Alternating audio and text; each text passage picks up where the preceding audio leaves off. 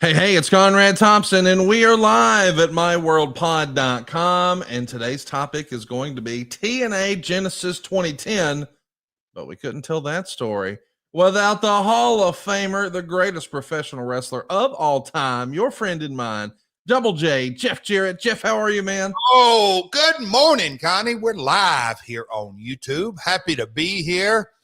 Man, biceps are looking good today in the video, Conrad. I'm surprised you didn't throw that your lead in. Well, come on now. Show us what time it is. Take us to the gun show. Let's do it. I don't know if I should go that way or anyway. Good workout today, man. I feel good.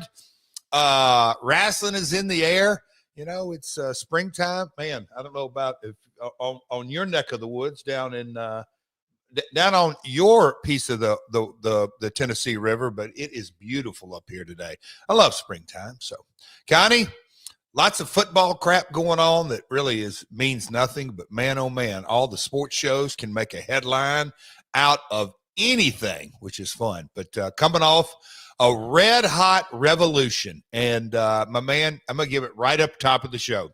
Shout out to Alex Marvez. He does a jam up job on all kind of research. And as I was flying out Saturday night to the City of Angels and going through the research and kind of looking at Revolution from a historical perspective, and then the matches and everything coming up, I kept saying what we said last week. There's some tough acts to follow, and I don't think it could be a truer statement. So, man, happy Tuesday, Connie. That's about all I'll say. You know, just going back to the beginning when you pointed out how jacked you are right now, I had this thought, and I think I might be right on this. I think you may be the most physically fit wrestling podcaster in the space. Maybe you should start doing your shows topless. Maybe this will be like the OnlyFans for legendary wrestlers with guitars. I don't know, but Out of here.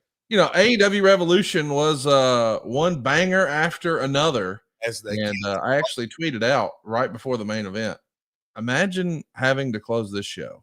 Yeah. Because it's like, how do you follow some of the stuff we saw? I mean, Swerve and Ricochet was an unbelievable match. The rumor and innuendo that I just heard is that Swerve, I guess, burst an eardrum during the course of that match. But Swerve comes out victorious, which that one was a tough one to call. We saw MJF and Hangman. I thought they had an unbelievable match. Two scary spots in both of those, though, where I hoped, man, I hope everybody's okay. I was a little disappointed. I would have loved to have seen the Outrunners become the tag team champions over the Hurt Syndicate. I guess there's no surprise. Mercedes Moné is still on top of her game. But that Will Ospreay Kyle Fletcher match, man, you want to talk about brutal. And when it comes to blood loss in the cage match, that was wild. What'd you think of that one, Jeff? You know, I don't even really know where to start. And so I guess you want me to start on the cage match, but before I dive into that, because I will. Well, shit, Conrad, you got me all rattled here. Starting off on the cage match, I thought we may save that till the end. But with that being said, are those the two best athletes, pure athletes on our roster? They're certainly right up there. And when you throw the element of the cage, and I said on 0 Hour that Kyle Fletcher in his very first cage match, which he's been around, not a long time, but I mean, he's been wrestling 7, 8, 9 years and never be in a cage match. And to be in a cage match in LA on pay-per-view against Will Ospreay, man, the stakes went up, but I got to give him a ton of credit. Talk about rising to the occasion. And I know those guys are very familiar with each other's offense, I guess you could say, and defense. But man, we said it last week. Is it going to start the show? Is it going to close the show? Conrad, we were both wrong. So the flow of the show was kind of mind-numbing, man, in a positive way. Conrad, at the end of 0 Hour, I looked over at RJ and Renee, and I'm thinking, that was just kicking things off. We did 90 minutes of 0 Hour and 4 matches, and the Jericho segment was super wild, and Big Boom and AJ. I love the Riz. What'd you think about the Riz Sunday night? Is that not one of the greatest things in AEW history? I mean, the Rizzler coming out with Orange Cassidy. When he came out, he got a hero's welcome. Super fun. I mean, I guess the question is, if you are ever lucky enough to share the screen with the Rizzler, do you think you can get my man like a little ukulele or something to come out with you? That could be badass. Without question. I mean, you got to get him a little red. Get him sunglasses. He looked good though. But yeah, I thought 0 Hour was maybe the best 0 Hour we had done. It loaded up with star power, lots of action on that as well. So yeah, I mean, the people that came out, and there was a lot of folks in the house. Still hard for me to call it crypto.com arena. I still want to go back into Staples. And I talked to several folks that were local that were working on the production side of 0 Hour. And they said, don't feel bad. We all still call it Staples. And I said, I bet Staples loves that. And crypto.com may not. But great facility. And the plaza we were doing it at, Conrad, you can only imagine I was in hog heaven. I got to look down in the plaza, and there's statues of Shaq and Jerry West and Luke Robitaille and Oscar De La Hoya and Magic Johnson and Kareem Abdul-Jabbar. And the folks were filing into the building. So I had a blast doing 0 Hour. So a lot of fun. What an event. The 6th installment, no, that was the 7th, but there's been 6 of them, and pretty monumental. Moxley won his first title there. Sting match last year. MJF Danielson a couple of years ago. It is. We talked about name value. I'd say in a lot of ways, the revolutionary brand of a premium live event / pay-per-view is building quite the equity, sir. The kings of pay-per-view, that's what AEW is these days. And the king of wrestling for several years is now again the international champion. Kenny Omega bested Takeshita to take home that championship. And I, for one, am pumped for Kenny Omega being back. That is a major piece of the AEW puzzle. And in the main event, of course, we had the world title with Jon Moxley and Cope. Christian inserted himself there. We saw a little interaction with Swerve now that he's the #1 contender. So I guess Swerve and Moxley is up next. But what everyone was talking about on the other side of the pay-per-view is the once-in-a-lifetime performance, the Hollywood ending, and arguably the greatest story in AEW history. Toni Storm and Mariah May. Toni Storm is your AEW Women's World Champion, but not without a ton of stops along the way. You see shards of broken glass. I haven't thought about that in wrestling since Ian and Axl Rotten in ECW. The Taipei taped glass. What the hell are we doing? Fist match. I mean, they pulled out all the stops. Both of the ladies were bleeding buckets. This had a little Memphis flavor to it. What'd you think of that, Jeff? I got a few different texts of folks that buddies of mine. Remember Robert Flores? I call him Roflo, ESPN, and yeah. Me and him text back and forth. Hope he doesn't mind me sharing that. But he loved the show. High praise for lots of different events. But we were texting back and forth. He wanted my thoughts on that, and I'll kind of share what I text him. I said, Roflo, I said, athleticism, a real passion for the business, psychology, and I'm going to say good to great psychology. Yes, it's not for everybody. Maybe too much blood, maybe too much this, maybe too much that. In the words of Dutch Mantel, when you think you have crossed the line, compliment yourself or pat yourself on the back, because you want to go right up to that line. And at times, maybe on pay-per-view, you push through it. Knowing the history of their entire program and knowing what they're up against, and I'm saying in a competitive way, in a highly competitive way, the cage match, Omega. I mean, we could go MJF, Hanger could have main evented. I mean, there's a lot of matches that could have been show stealers and main eventers, and we talked about that last week. Hats off to both those ladies. They worked their ass off. In a lot of ways, Conrad, wouldn't you say that in a way that's the essence of our business? A story that plays out over months and months, and you get a conclusion. I thought the shot when it said the end and both lady warriors are down, I thought that was the old Shakespeare to the masses. It told, okay, that's the end of that book. So high praise for both those ladies.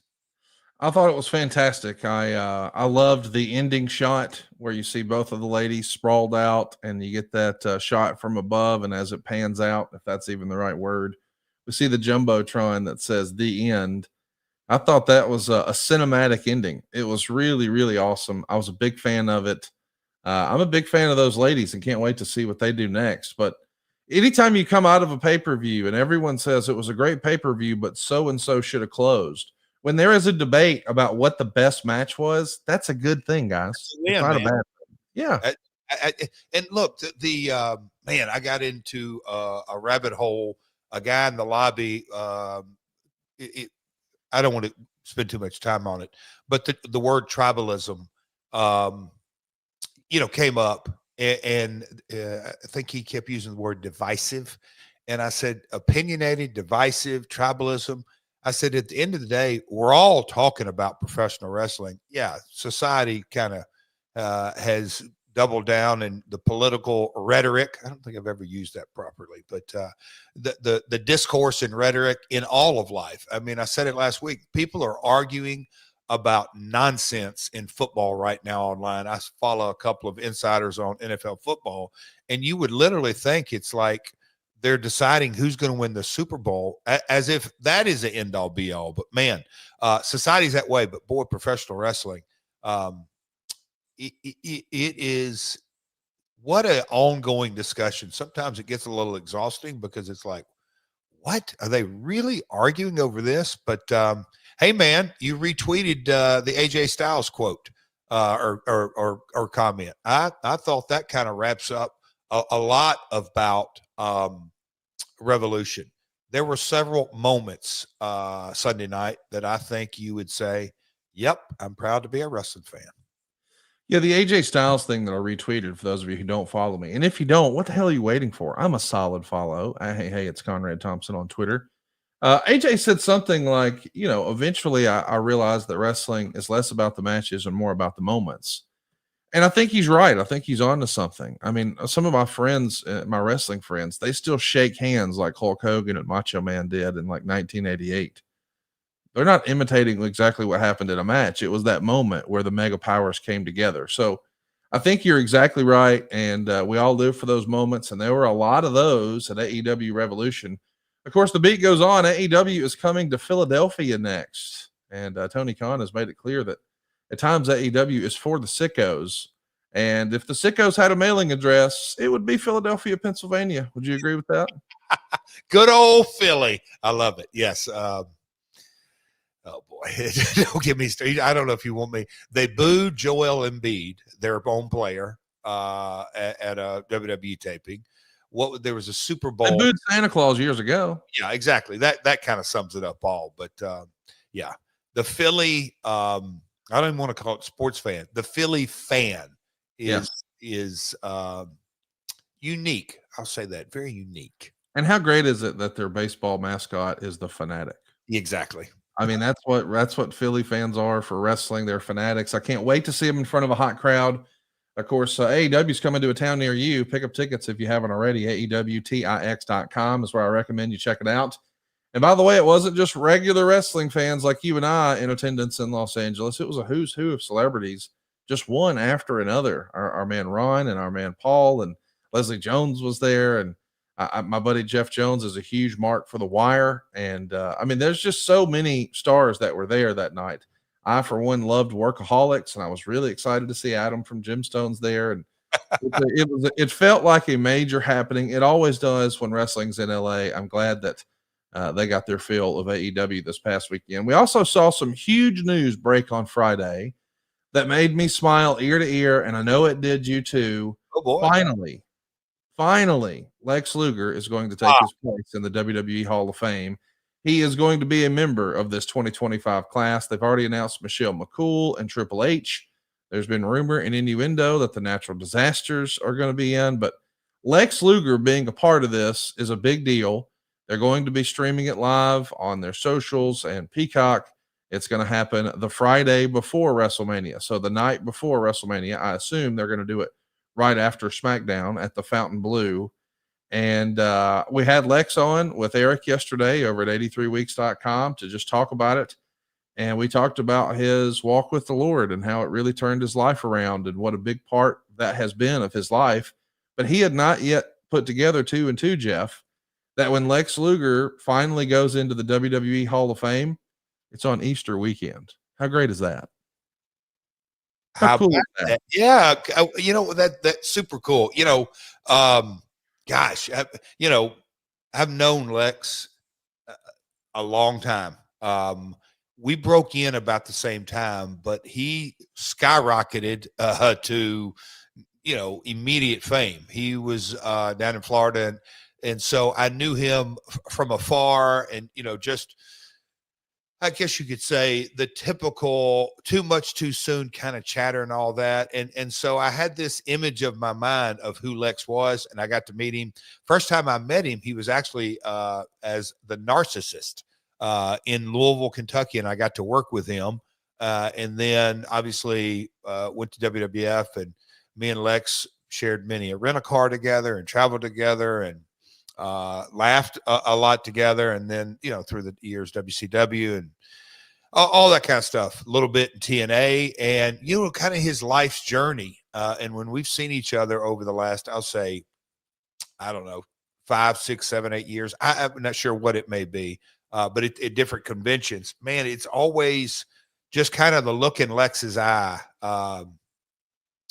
He's living life, man. And I'm glad to see the physical component of it is coming around, but man, his heart and his mind and his head, I'm happy for him in so many ways. But yeah, very cool Easter weekend. Well, we also got to talk about some other news this past weekend. I really want your take. I'm going to go a few different directions here, so bear with me. It was revealed that Travis Scott is now producing WWE merchandise. There's a little bit of pushback from wrestling fans when this first happened about saying, oh, Travis Scott shouldn't be in a ring. I don't understand why Travis Scott is here. But he's got a shirt out that says wrestling is real. And on the back, it's him standing next to The Rock and John Cena. And to be clear, this is not WWE merch. This is Travis Scott merch. Of course, he has called himself Cactus Jack and had Cactus Jack shoes and a Cactus Jack meal at McDonald's. And I mean, just the idea that you have a deal with Nike and McDonald's, but I've still got people in my DM saying nobody knows who Travis Scott is. When he had 11 billion streams on Spotify last year, he has 60 million followers on Instagram. Whoa. Just the idea that we have, people of that stature in the entertainment world, outside the bubble, if you will. And I know you hate that phrase, but when we have that sort of momentum outside the tent, that's a big, huge opportunity, but it does come with some criticism. Like, take a look at Cody Rhodes. We finally saw the first reveal of what Cody looks like post attack. That's a week later, and he's still got a shiner from hell. I think that's his WrestleMania Rolex right there. I wanted to ask you though, listen, you've worked with some not trained professionals. We've all seen you clock Beetlejuice and a whole bunch of other celebrities through the years. So you've brushed up against a lot of these celebrities in WCW and WWE and in TNA and even in AEW. But that comes at a risk because they don't always exactly know what to do or how to do it, but they're just in the moment and they're live. It's not like this is a regular Hollywood production where we're going to get 17 takes at this thing. Travis Scott colored up Cody there. What's your reaction to that? I mean, do you have any experience with this? Can you tell us your best practice of working with a celebrity or any of that? Do I have any experience with this? Oh man, Conrad, I don't know specifically what you're asking me, but here is, did a celebrity ever give you a tater? Oh, okay. I'm going to tell you a major pet peeve of the last Outlaw is when a talent would come to me and essentially say, what in the hell is going on? Why is so-and-so celebrity even here or a part of it, or bitching or moaning? They can't work. They can't do this. They can't do that. All this kind of just like complete. It drives me nuts, Conrad, because the first thing that comes to my mind is when this said talent would be bitching to me or complaining to me, I say, okay, first thing is, all right, man, you don't even know how to work your own trade, because a real pro knows how to do your work and your opponent's work. You have to have a mindset that who cares if they're bringing a new audience, all you're doing is really hurting yourself and the brand, because you could welcome outside. And look, Lawler and my old man from well, not even day one in this business before this. I mean, you know, and I don't want to bring up Andy Kaufman just for this, but Andy Kaufman was not a polished worker at all. In TNA, I'm trying to think. Oh, people bitched about Jeff Hammond. At the time, Jeff Hammond was on Sunday afternoon, not on Fox Sports, on Fox Broadcast Network for 4 hours calling races, NASCAR, and especially during those times, the numbers were huge. I could go down the list where there's an ex-athlete, actor, actress, Ben Stiller debuting a movie. I mean, we could go down the whole list. I welcome outside folks into our industry, especially the bigger the audience, the bigger the welcome you get, because it does nothing but raise the profile done correctly. And look, I'll just leave it at this. As we always say, creative is subjective. So you can complain all you want or slice and dice and say this is good or that's bad or whatever, but them being a part of the show is always a bonus. You got to be smart about it. But if somebody's bitching about a little potato here and there or a black eye or whatever it may be, I mean, grow up. This ain't ballet. It's what we signed up for. And would you rather have a big ass phony looking punch or whatever it may be, or would you have a potato that, okay, the guy hit him and you're going to be okay? But it's up to the performers that are the professionals in this business to make sure that a actor or actress or celebrity doesn't hurt them. So lots of experience in this place. Huge pet peeve when people bitch about people coming from outside. You just told me 60 million on Instagram. Yeah, 11 billion streams on Spotify last year. I mean, when I saw the shirt, Conrad, the first thing that came to my mind, and look, you know, Travis Scott doing it compared to the first thing in my mind. I'm not comparing that, but Ken Anderson had that shirt. Wrestling is real. People are fake. It's one of my favorite wrestling shirts of all time. That is, I love that one. So, man, he's selling that shirt. Don't tell me the fanatics in WWE aren't getting a royalty on that, but good for all the above. It's good for the business. I mean, as we said, you get somebody that has that kind of brand appeal. McDonald's doesn't jump in bed with just some fly by night. I can assure you that. Neither does Nike. Well, I'll tell you what, we're jumping in bed with Tushy here because March Madness is a sacred time of yelling at the TV while recovering from elective surgery. Actually had a buddy who did that. He got snipped and thought, I'm just going to sit at home with a pack of peas on my gimmick and watch some basketball. Well, if you, like thousands of other men, are overlapping a vasectomy recovery with nonstop basketball, get a bidet. You're going to need a little gentle touch in the bathroom. I am a big believer in Tushy. I have this on every toilet in my house, and I've had a Tushy in every toilet in all my homes for as long as I can remember. Because Tushy is the modern bidet that instantly transforms your bathroom habits and bottom health for life. By the way, the Aura is the luxury bidet seat that turns your toilet time into a dream come true. Aura is Tushy's brand new electric bidet. It's got an auto open lid and seat. It's got an instant warm water opportunity that never runs cold, and even UV sterilization for next level hygiene. Aura by Tushy easily attaches to your existing toilet without the need for additional plumbing. Instead of wiping endlessly with toilet paper, just let Tushy pristinely remove 99% of the bacteria while also protecting your natural skin barrier. Thanks to the one natural ingredient used in Tushy. You ready for this? Fresh water. Installation is simple. It only takes about 10 minutes to complete. Literally anyone can do it. I had an aunt who did this by herself, by the way. The Tushy Bidet gives you 2-in-1 benefits. You're going to reduce irritation and prevent micro tears with soothing water instead of using scratchy old toilet paper or damaging wet wipes. And if you've ever had a plumbing issue because of wet wipes, you know what I'm talking about.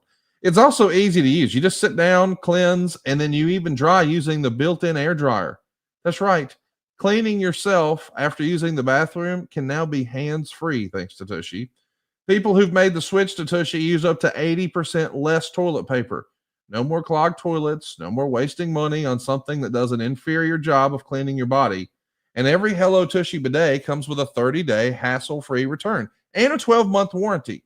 So reclaim your comfort zone in the bathroom. For a limited time, our listeners can get 10% off their first bidet order when you use the code MyWorld at checkout.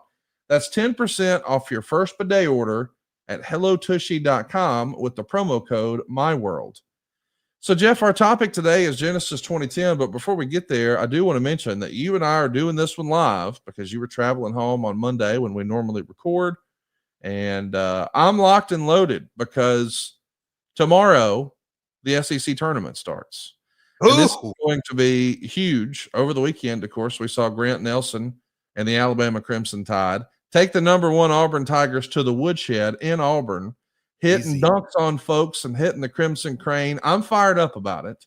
Easy. And I get excited about sports season, but I think you might have a baseball announcement. I mean, you teased it last week. Can you tell us what the hell's going on in Quincy? Oh, no, just still a tease, but March Madness is in the air.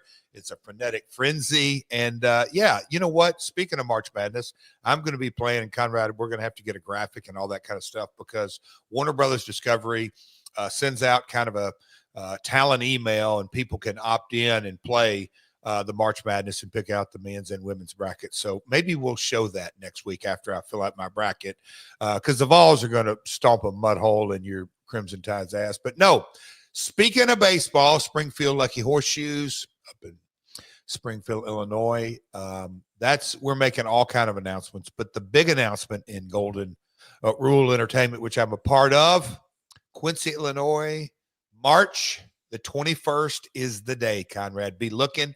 Me and you, pal, we got some big things planned together. I'm hoping in the world of baseball that I'm going to drag you into. But yes, the brand reveal on March 21st. Stay tuned to my socials at Real Jeff Jarrett, Twitter or X, Instagram, Facebook. A lot of fun, pal. Lots of fun. Well, I, for one, can't wait to see what's next happening over with Quincy. You told us last week, too, that, I guess there was breaking news that I had to read about because I thought we were friends and you would tell me stuff, but sometimes you don't, and that's fine.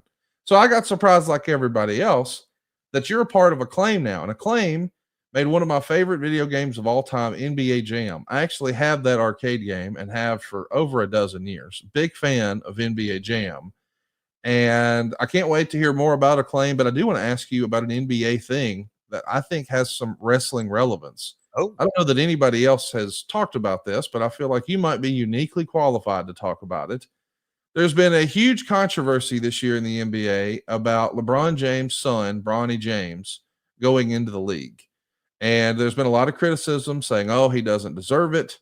I've seen, his stats compared to other players who were drafted around him. It doesn't feel like it was a crazy out of place draft pick, but because of the association with his dad, boy, there is a lot more pressure and a much bigger spotlight. And we hear of that often with second generation wrestlers. And the critics are always out there for second generation wrestlers. I'll never forget when Charlotte Flair was first on the scene, there was tons of criticism with people saying, oh, she's only there because of her last name. She doesn't deserve this opportunity. She went through the exact same thing that Bronny James is going through right now. Well, eventually, this past week, LeBron James had enough, and he confronted maybe one of the biggest talking heads, Stephen A. Smith. And Stephen A. Smith went and explained to the world what happened.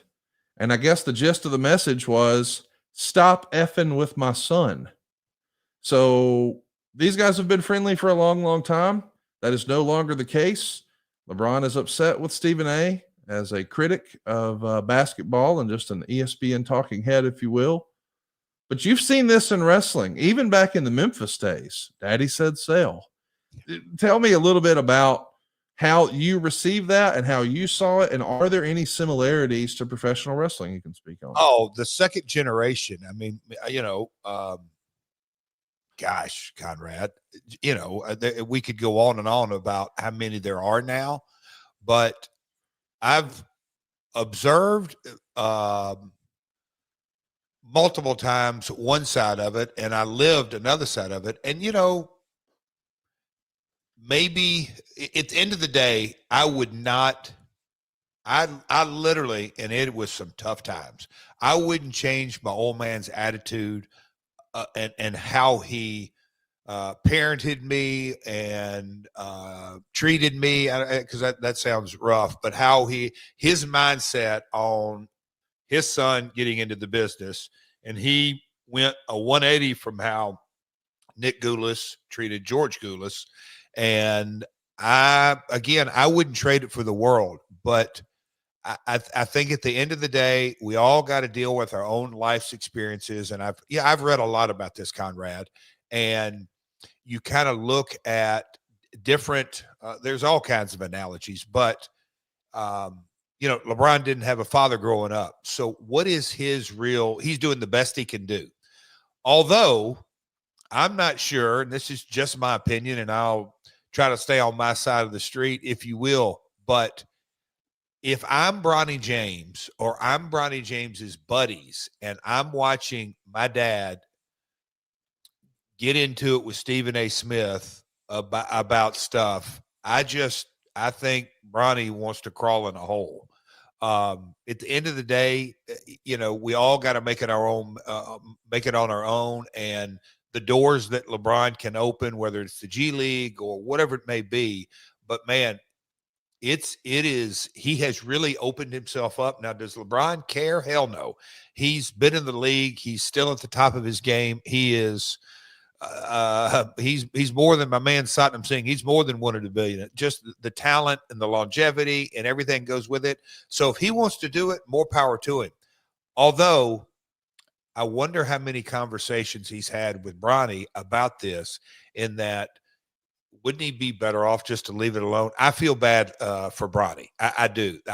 And look, I may be completely off all this as well, but it's Stephen A. Smith is doing his job, period. Colin Cowherd is doing his job. He has a great take on it as well. All the critics, if you will, that's why Stephen A. just signed a $100 million deal. He's supposed to be opinionated.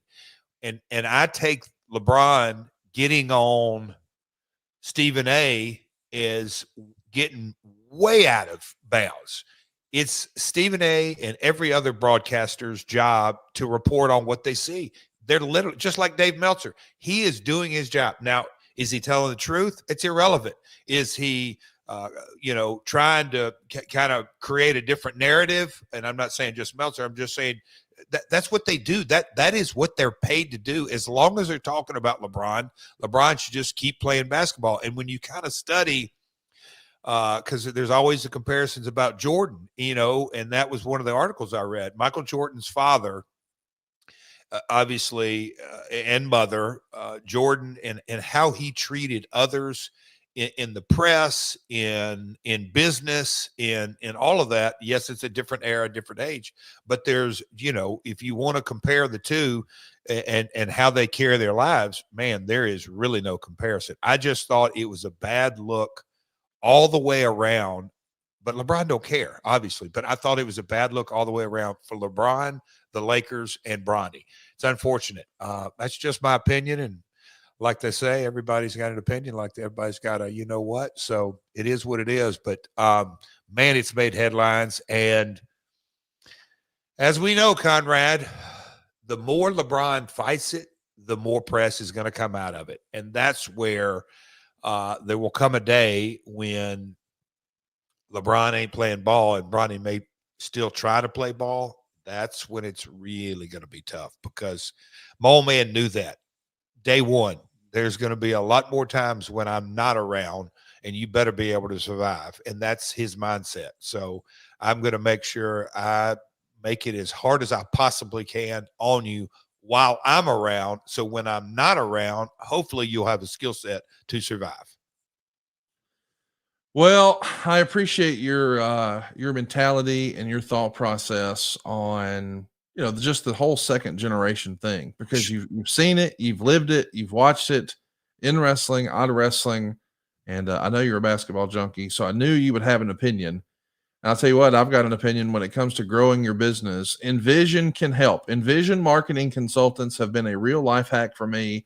I'm talking to you if you're a small business owner. If you're trying to grow your business with SEO, pay per click, targeted display, maybe you'd like to get some ads on streaming video with Hulu or YouTube or even Amazon. Well, Envision can help you with that. And I feel so strongly, I'm letting them use my name. ConradsGuide.com is where you can find my friends, Eric and company over at Envision Marketing Consultants. These guys help me understand buying advertising in the digital space much better than I ever did before. I felt like I had radio and TV down pat, but then when I bought digital from radio and TV reps, well, it didn't work. Yes, they took my order. Yes, they cashed my check, but my leads didn't go up. And I felt clueless about all of it. But my leads went up with Eric Nichols and the guys at Envision Marketing Consultants. My understanding of what I was buying went up. My overall understanding of the space went up. And we started using tactics I would have never known about had it not been for my friends at Envision Marketing Consultants. I'm talking to you if your business is B2B or retail or food and beverage or manufacturing or nonprofits, hell, even mortgages. They can help me. They have helped me. I know they can help you too. I even recently had conversations with people who were service workers, like they provide a service, HVAC guys, window guys, vinyl siding guys, driveway guys, like people who do remodel jobs. I've had conversations with all those folks who say, how do I get the word out there, man? I just always send them to Eric Nichols. He hooks them up. Go right now, find out how he can grow your business. And by the way, if Eric and team take a look and they say, you know what, you're on the right track, they'll tell you that too. They're not here to pitch a sale. They're not here to get you on a plan. They're here to really understand your business, what your goals are, and show you how to grow it. That was my experience with them. I know that'll be your experience too. I'm putting my stamp of approval on these guys. Go check them out. ConradsGuy.com. Jeff, you had something?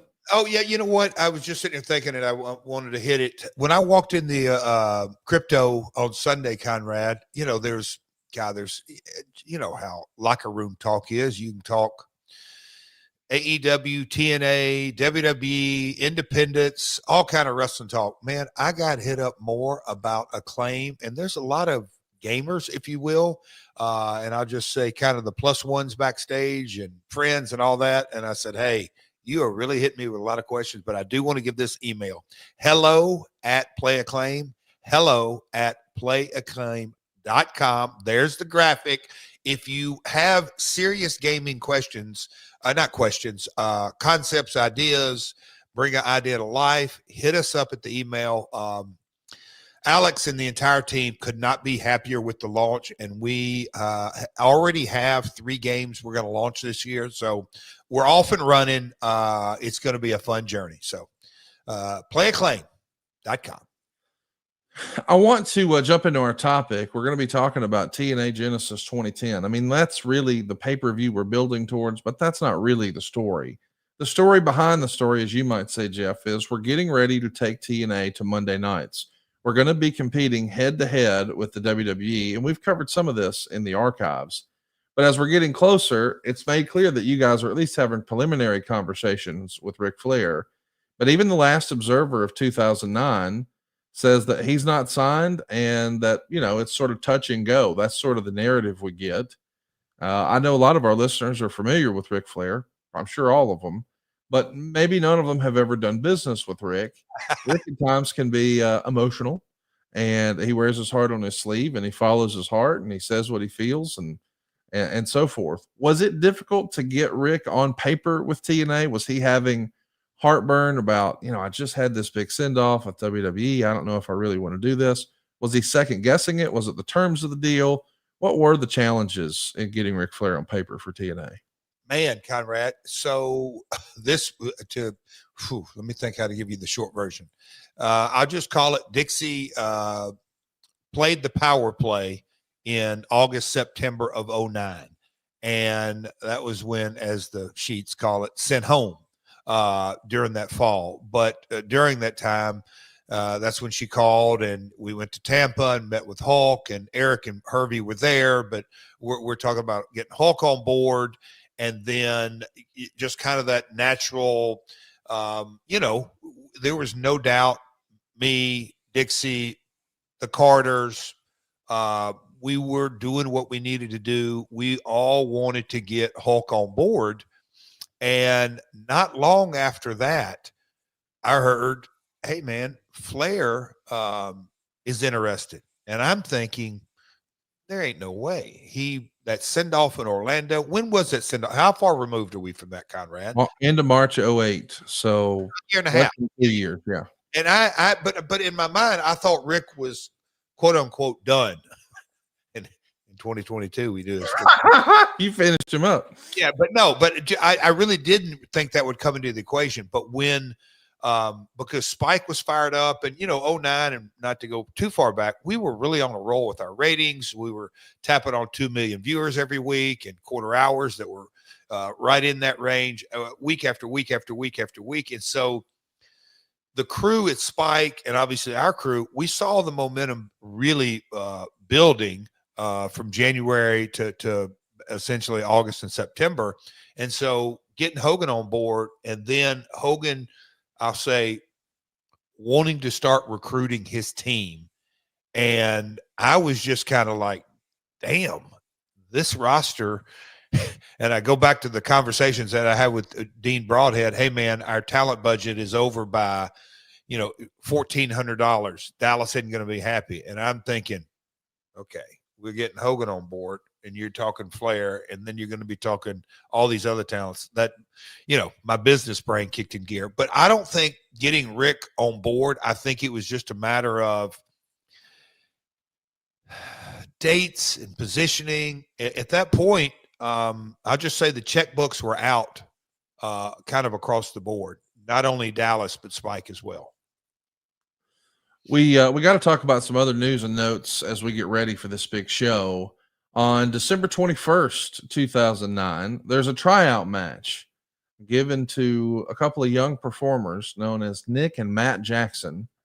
They're thrown out there with the Motor City Machine Guns, and boy, everyone's impressed, and they want to put them on paper. So we know them as the Young Bucks, but they're going to get rebranded Generation Me, Max and Jeremy Buck. And it's even written in the Observer that putting them on TV for the first opportunity to be head-to-head with Monday Night Raw may be a risk. Not because they're not talented, but because they're not an established television brand yet. We know they're going to go on to have an incredible run and are now EVPs with AEW and, sort of the founding fathers of the entire brand. But back then in TNA, this is going to be their first mainstream audience and opportunity. Who were the biggest advocates behind the scenes for the Young Bucks? And do you remember how we landed on the name Generation Me? So that's why the research on this episode. So I was taken out of the creative process and the talent relations process in September of 09. So that's a good question, Conrad. I need to ask the matter, Nick, like, who was the original contact to get you guys in?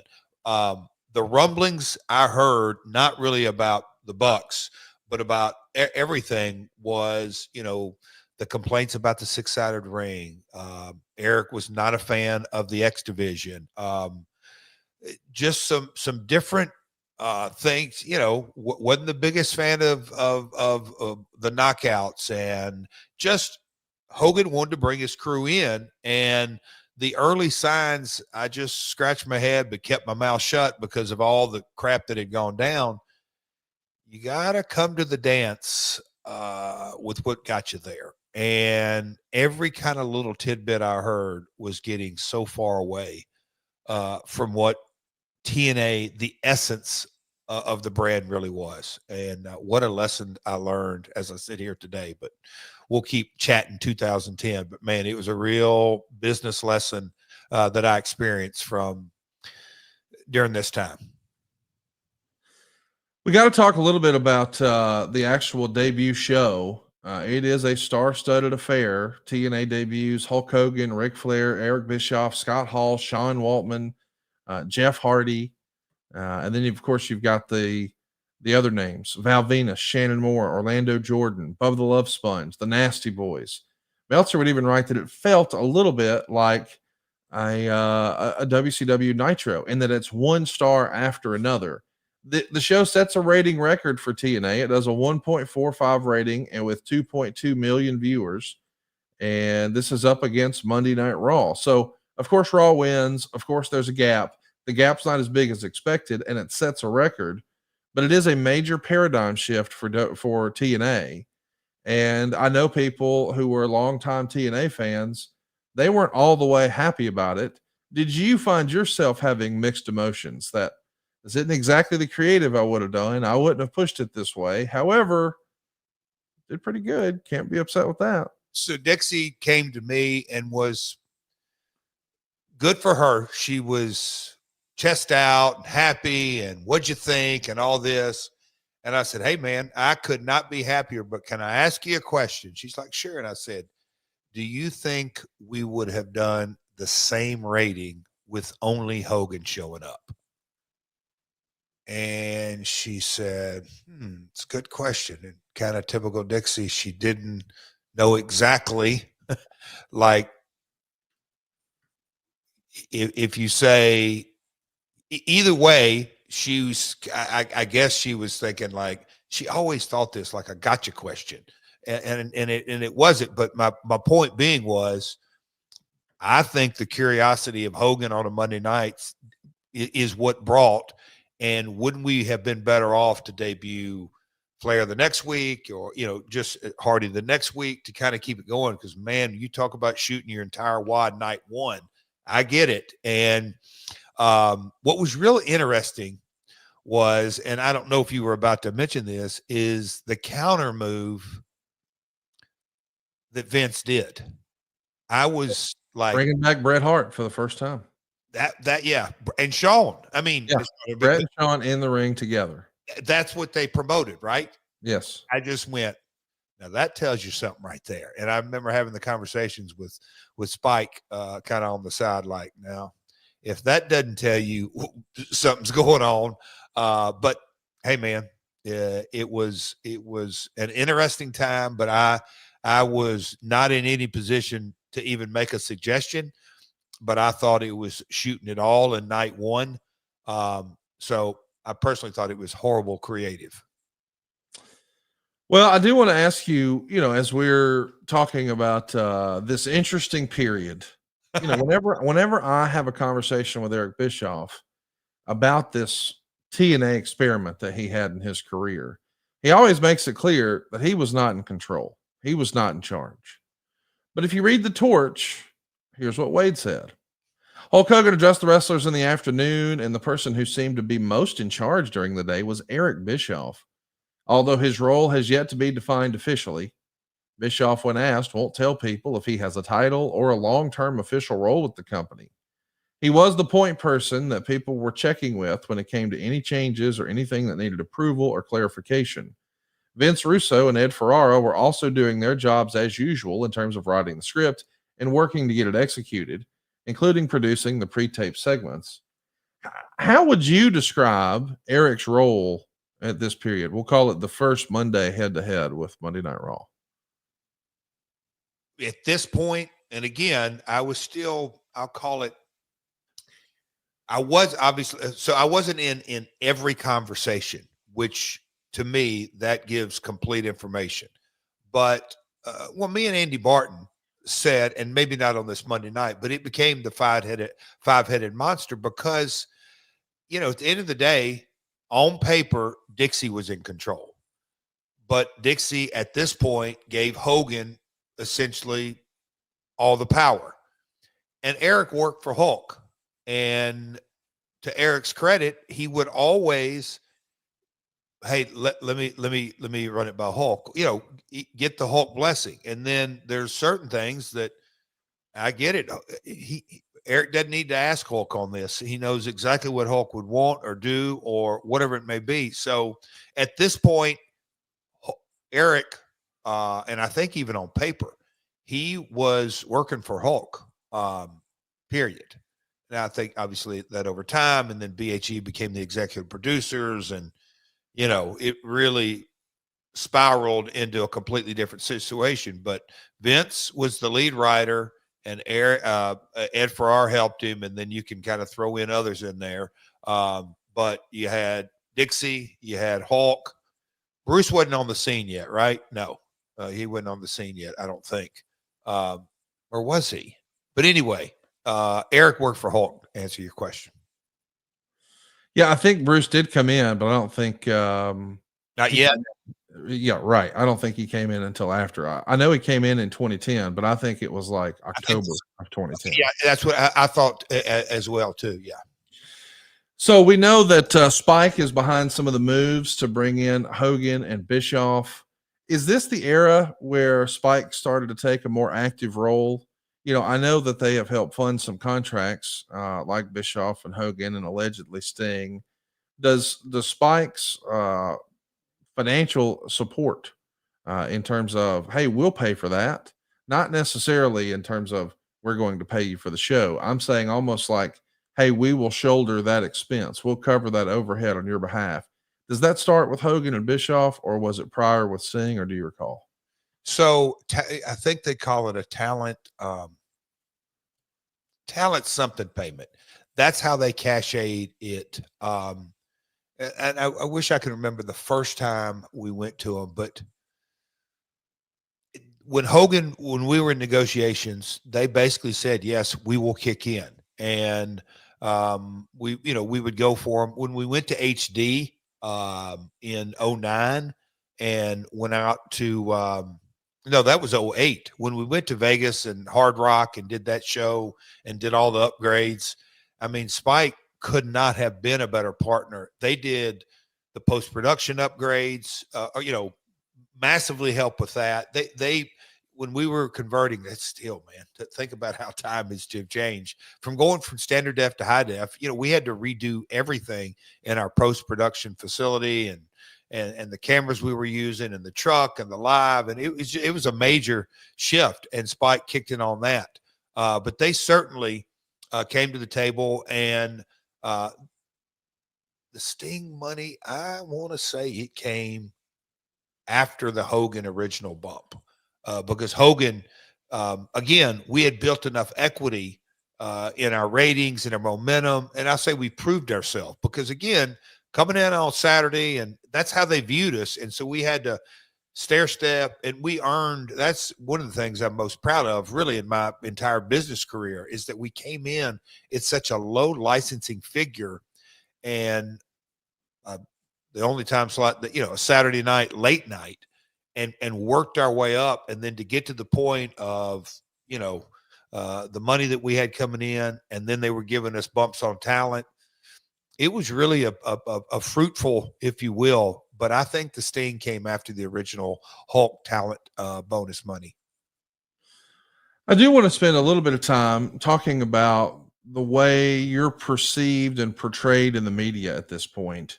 You mentioned that you're not really involved creatively. And even when other folks like our friend Pat Kenny would be asked to return as an agent, when he asks about you, he's told that you may come back as a talent, but you'll never be in management. And I think that's interesting, that it feels like there is a narrative being pushed about, oh, he's not really in control. He's not in power. He doesn't have any influence. He's not handling creative. We're just hearing that sort of thing over and over and over. I guess what I'm getting at is here, you're still actively working on licensing. You're in the office, you're handling the business. And you even do an interview with a newspaper at the time where you say that you're doing a little bit of everything, jack of all trades, master of none. Why do you think, or I shouldn't say, why do you think, let me just back that up. Is this all Dixie just trying to force you out and do a political play?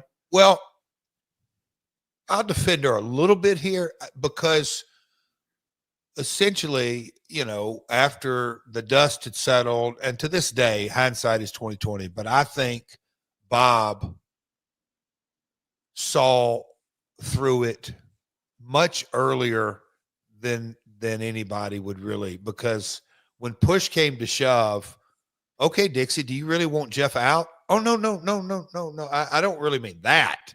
Well, what do you want to do with it? Well, I don't know. Well, if he did something so wrong, then we shouldn't have him part of the company. No, no, no, no, no, no, no, no, no, no. And she told me on that trip to Tampa dealing with Hogan, oh, Jeff, I want you back so bad. And I'm like, really, Dixie? Then why was I really ever gone? And the stress. Okay, it was all bullshit. But that's why I'm going to defend her. The terms and the situation that Bob saw through is, hey, Jeff, get your ass back in there. We were kicking ass before all this shitstorm happened, and now it's going, and now you got Hogan in there, and you got this and that.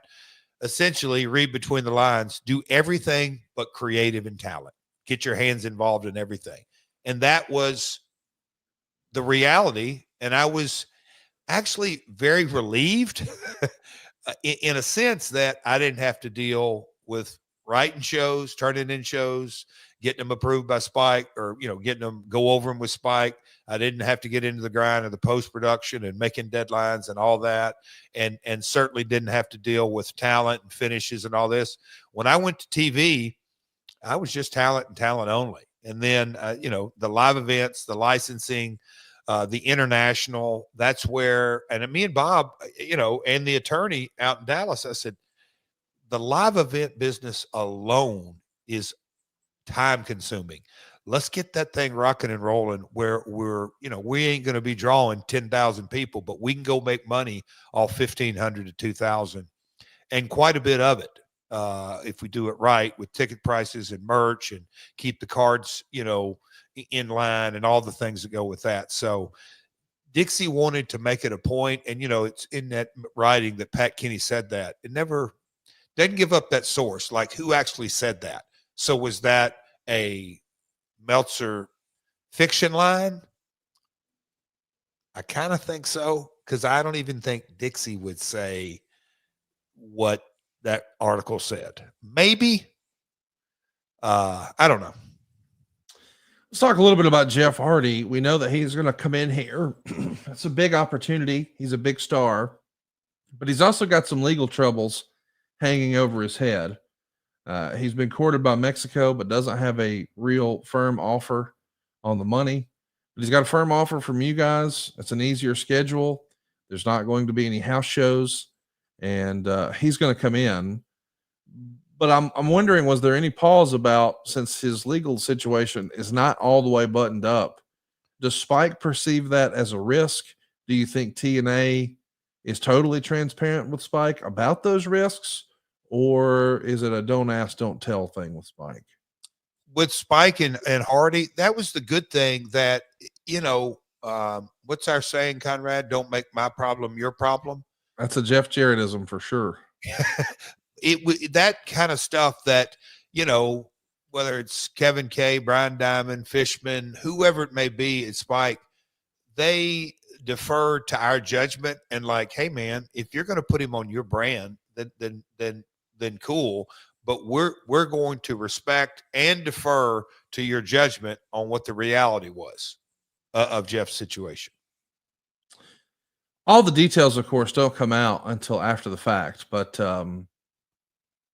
I've always been curious about what you shared or didn't share with Spike. Speaking of Spike, the executives are going to be there at this event.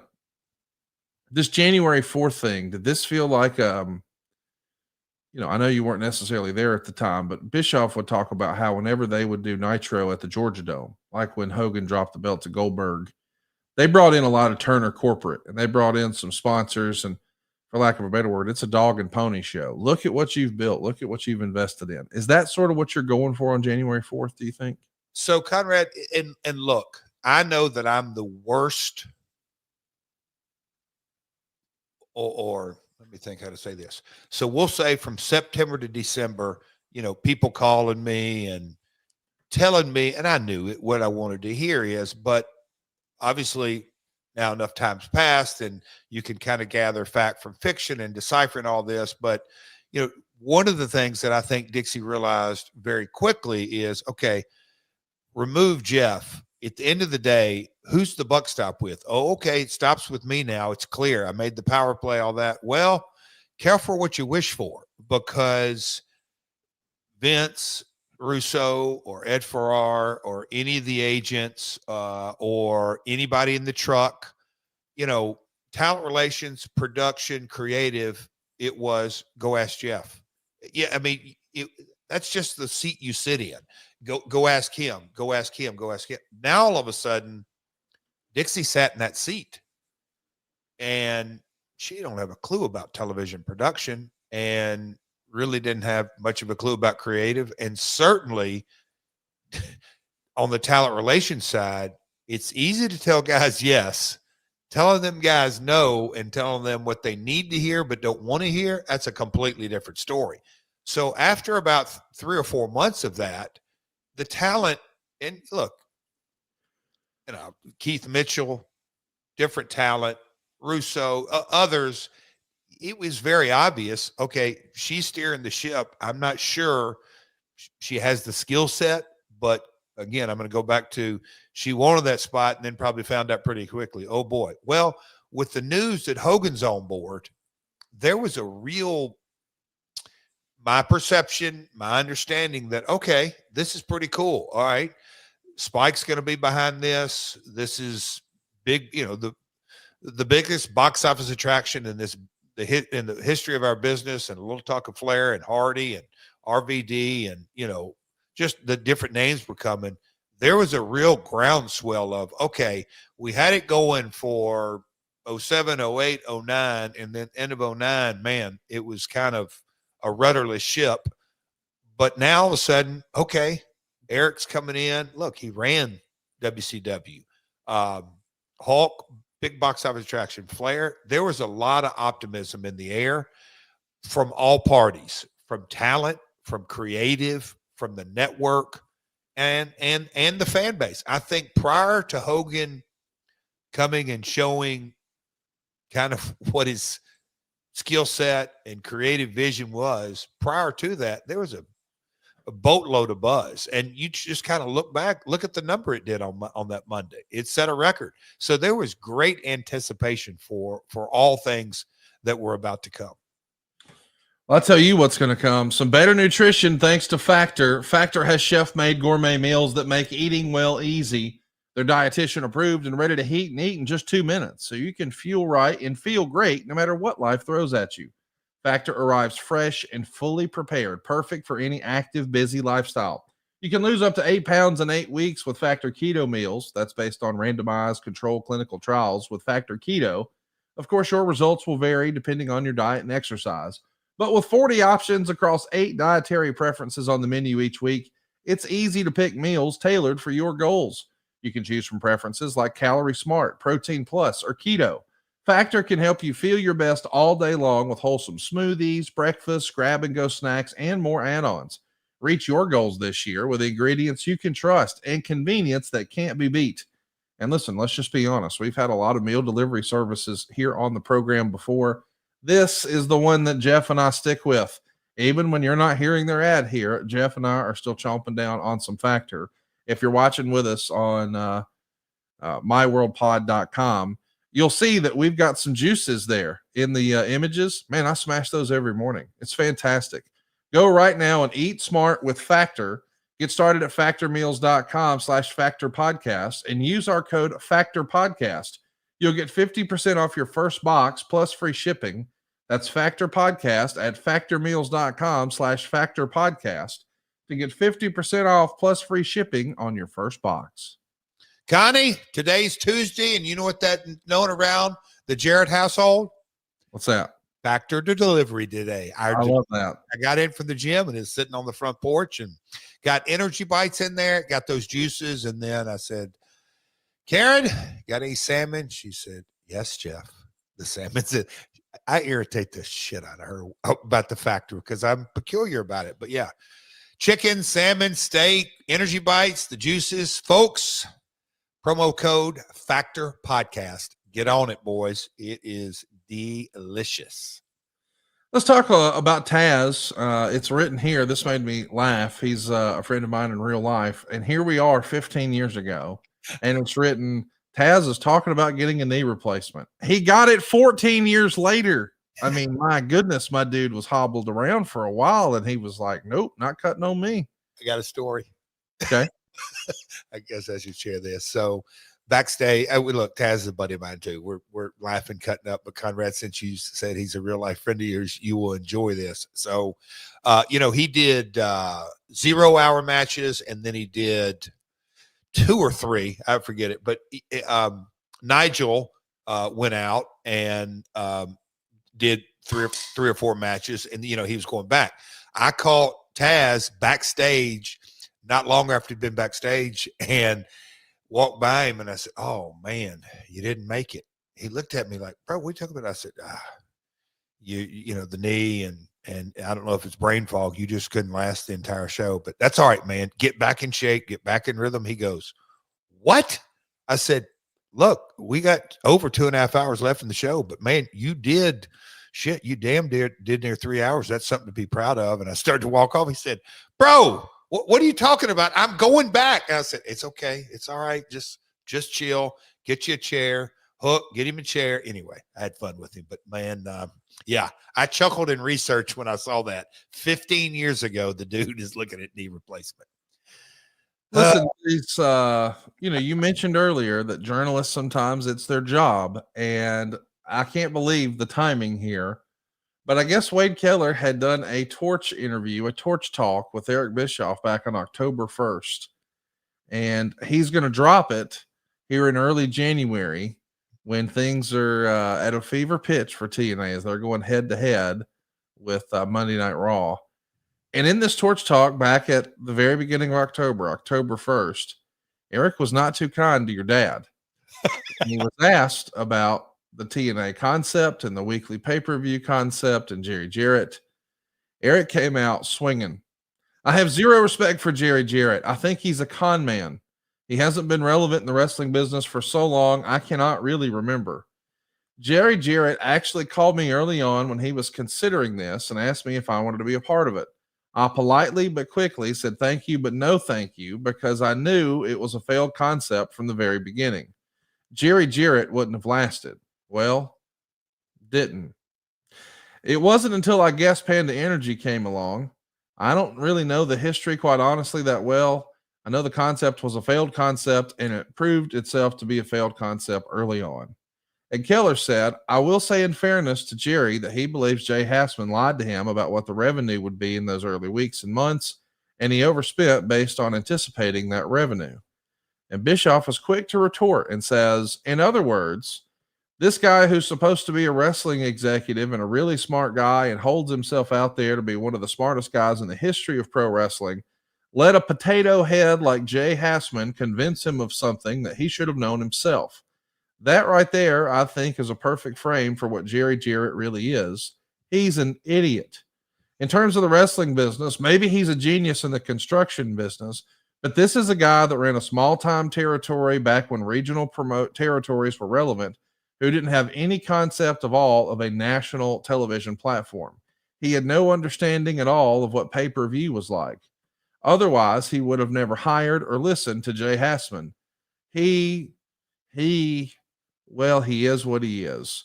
He should have been promoting small regional wrestling events in Memphis and stayed out of businesses he really didn't understand, which is why I would have rather painted houses and dug ditches than gone to work for him."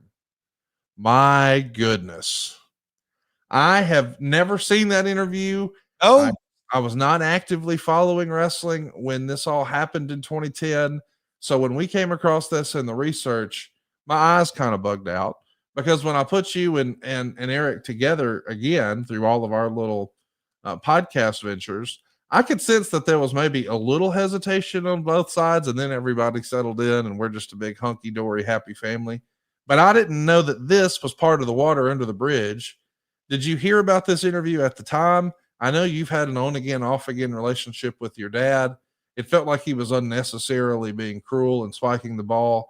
Maybe that's because I hold your dad in such high regard, but I never worked with your dad. I just knew your dad as this legendary promoter who was always my one of my best friend's dads and super kind to me. So that's kind of where I left it.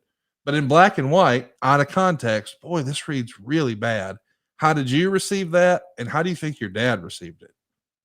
Well, I can't remember if I had heard about it like right exactly. So I'm trying to, but I knew through maybe not even through interviews that there was no love lost between the two.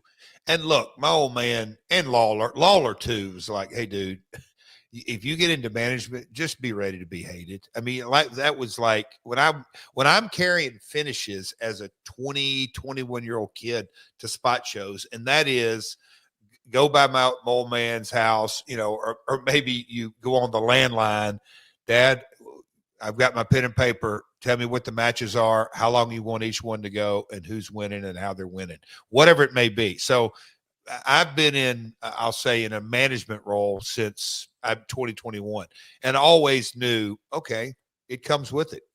Heat comes with it. So kind of fast forward through the years, knowing that Mole Man, and then I'll say this, and this is a story I heard, that Hulk told Eric to hire my dad as a consultant. In my gut, that felt like, now, wait a minute. That ain't going to sit right with Eric, but he's going to do what, the golden goose wants. But, then me and Eric's relationship on my first run, and then me being aligned with Russo, I'm trying to make sure I don't. So me and Eric never really worked in depth together. And by life circumstances, we were kind of always on opposing sides, if you will. And I'm telling you, the one who really, I don't say brought us together, if you will, but Karen always got along with Eric, and they all, I think you would, Eric would say he always got along with Karen. And Eric came out to the house here after several of the TNA disasters and all this. And that was one of the first times that I went, you know what, all cut through all the clutter and all the BS. Like, okay. But man, him and Mole Man never saw eye to eye. Look, Eric was in a position, a huge position of authority. So they were always kind of on opposing sides. I remember reading that quote. I don't want to say it was right during the time, but if Hassman was such a dumbass, which he screwed us, but he worked for Eric. So I don't remember Eric firing him. Maybe I missed that, but he was one of Eric's employees, and kind of during the heyday of WCW on pay-per-view buys. Well, it's at least what he told us. So anyway, it's wrestling, it's business, it's life. But man, yeah, the daggers were out, if you will, in that. And when you read it today, like you just said, you go, yikes. But back then, I didn't really put too much. It was what it was. We're finally to the pay-per-view, and of course, this is the pay-per-view where we see that the 6-sided ring is no moss. We're debuting the 4-sided ring. Recently, AJ Styles sat down with our pal Chris Van Vliet, friend of the show, and he was asked about that. And he said that as a performer, actually performing some of these crazy stunts, boy, the 6-sided ring had these supports underneath. And if you landed direct, go ahead. Who said this? AJ Styles. Yeah. I was just making sure. Yeah. He was saying that when he fell there, I've never seen the underside of a 6-sided ring, but he says there's pillars underneath, which I guess makes sense because in a regular square ring, there's just the one kind of in the middle. So there's more of a bounce, and there's a lot less bounce on a 6-sided ring. But he felt like the 6-sided ring made them feel different. When you saw it, you knew what it was. He sort of towed your line that you've said on this show all along, but I've never really talked to anybody about the way it felt. And then we've always heard that the WWF ring, going back to the Andre Hogan era, like when you first went there, that canvas was like concrete. It was like bumping on the sidewalk. And then as the story goes, well, maybe once Vince McMahon actually started wrestling and took some bumps, that changed. And D'Lo actually recently revealed that the ring that the company has used since was sort of loosely inspired by the type of rings that Cornette used in Smoky Mountain, which I thought was fascinating because I think Cornette has always referred to it as a Southern bumping ring, the same type of ring that you guys would have used in Memphis and in the territory days. Did you feel like, I know that it is brand identity and it is a differentiator and it is a unique selling point. I get all of that about the six-sided ring. But when you were taking bumps in there, not wearing your promoter hat, but wearing your wrestler hat, were you thinking, "Ooh, I missed that square ring"? buddy? And look, when I read different guys that really, I don't think really ever worked it and all this, I just go, okay, you're just chiming in on X just to have a voice, all this. Conrad, in when was this? 05, we brought the six-sided ring. So I had been in Mexico, and you talk about a stiff ring, and I've worked in the stiffest of the stiff rings in WWF. But let's just say 0405 on the TNA roster, out of everybody on the roster, and I may be missing a few, but, and I'm not talking about Dusty Rhodes or the older ones, but I would say I was up there. I was in the running for the most flat backs in the company. Yeah. And so if you don't think that I was very in tune with that and not super sensitive, you got to be out of your freaking mind. And I can assure you, the six-sided ring on its worst day was not even remotely close to WWF ring on its best day.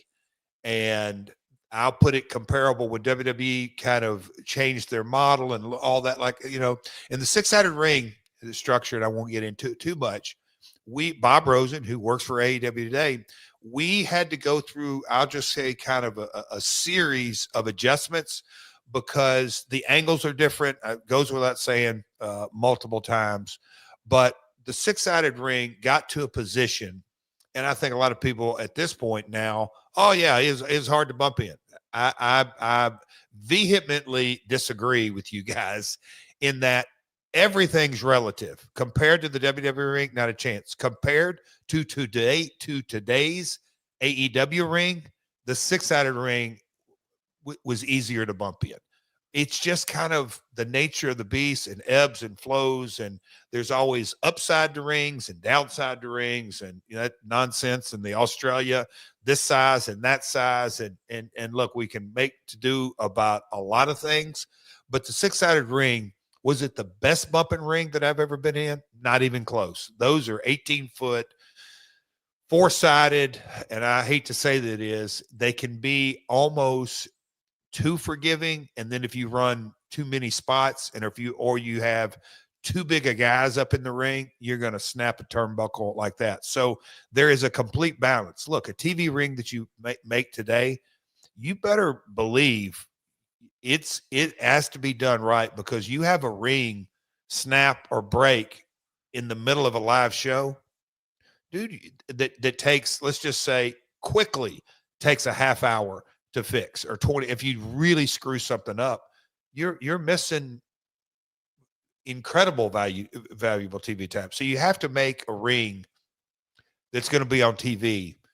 I'll call it TV ready, TV safe. So it is when you aren't really qualified to make complete statements, then to me, I just chuckle at folks that really think. Well, hang on now. AJ's qualified.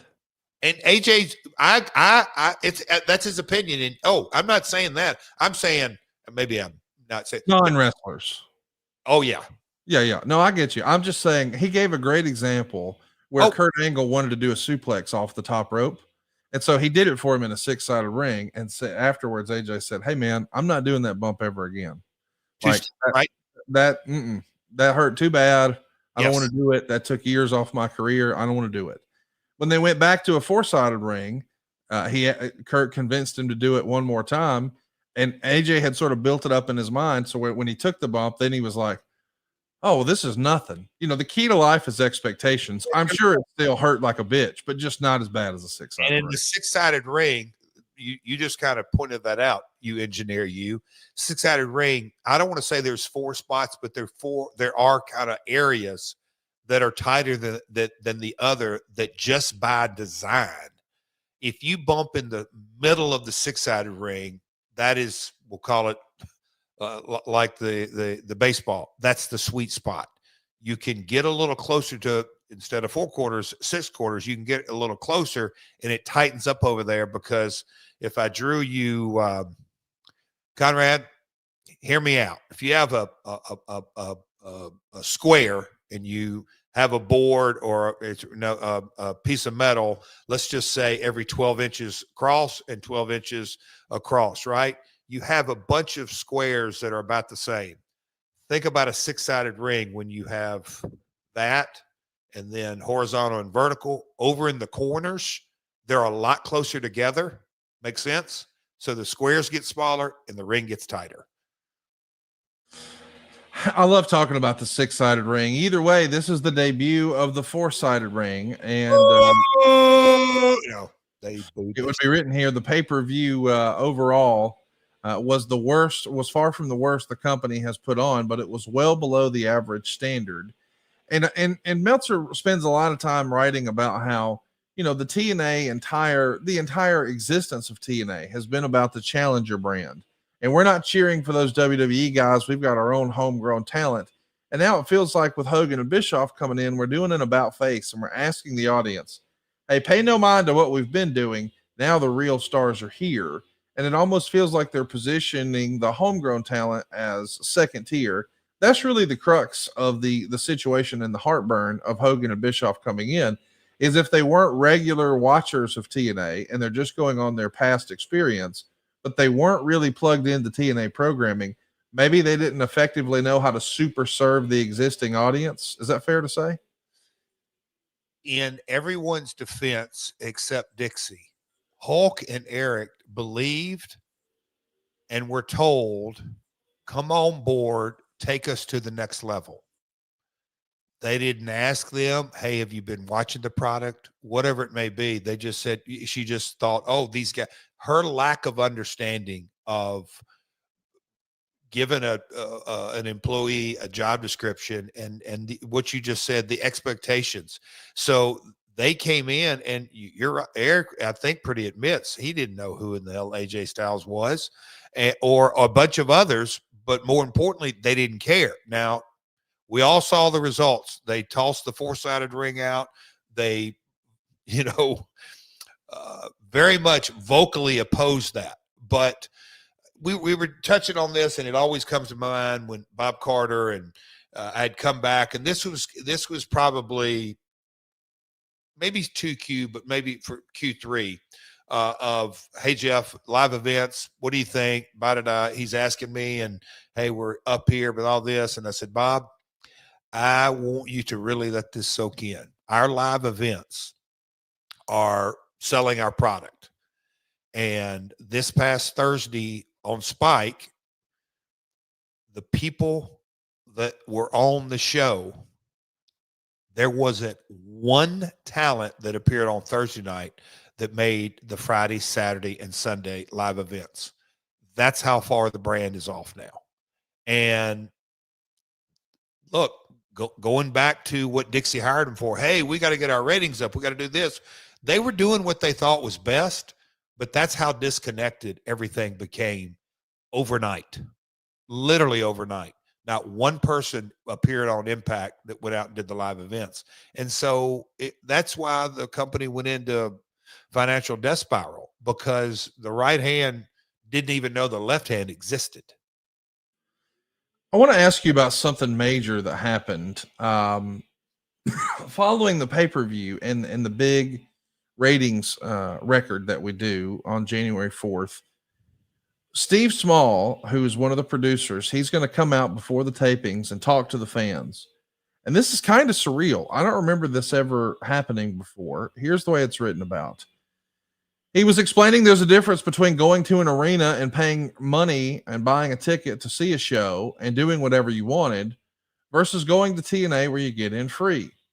Small was trying to explain that they are not fans, but as far as the television production goes, they are cast members.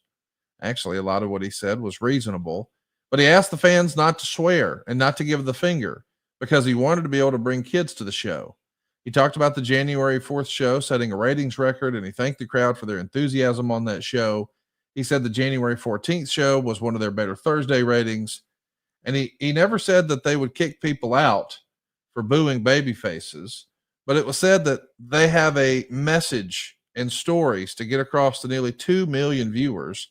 And he told the crowd that it was their job to go along with the stories and not do things that will throw the wrestlers off. And you could hear sort of some disbelief in the crowd. We don't own the footage, or else I'd show it to you here, but we will link it in the description to today's show. All these years later, where a fan recorded this, it's still linked on YouTube. But I've never heard of someone giving a speech like this to an audience. I know it's not a paying audience. I'm not saying what he did was out of bounds, but I can say it's a first that I know of. What do you think of this? Before I forget, Steve works for AEW. Yes, he does. Good buddy of mine. He would be a great guest on one of our series. We got to get him on. He's got the whole WCW run, the TNA run, and the AEW run. I mean, he has been at the tip top of arena production and TV production for years. There's all kinds of stories. Well, in this case, and look, not only is Steve, I mean, he's a professor, super smart. He knows where his bread's buttered. You might as well have had Dixie out there as his puppet, because that speech was written specifically by Dixie. She was literally in shock about the 6-sided ring. Never, but she said, she told enough folks that, she never dreamed the kind of reaction that, and I don't know if it's on this particular one. It's a couple of different episodes coming up when, I mean, they weren't buying Hogan, period. I mean, yeah, we should mention it. When he comes out, they're booing him and they're chanting, "We want 6 sides."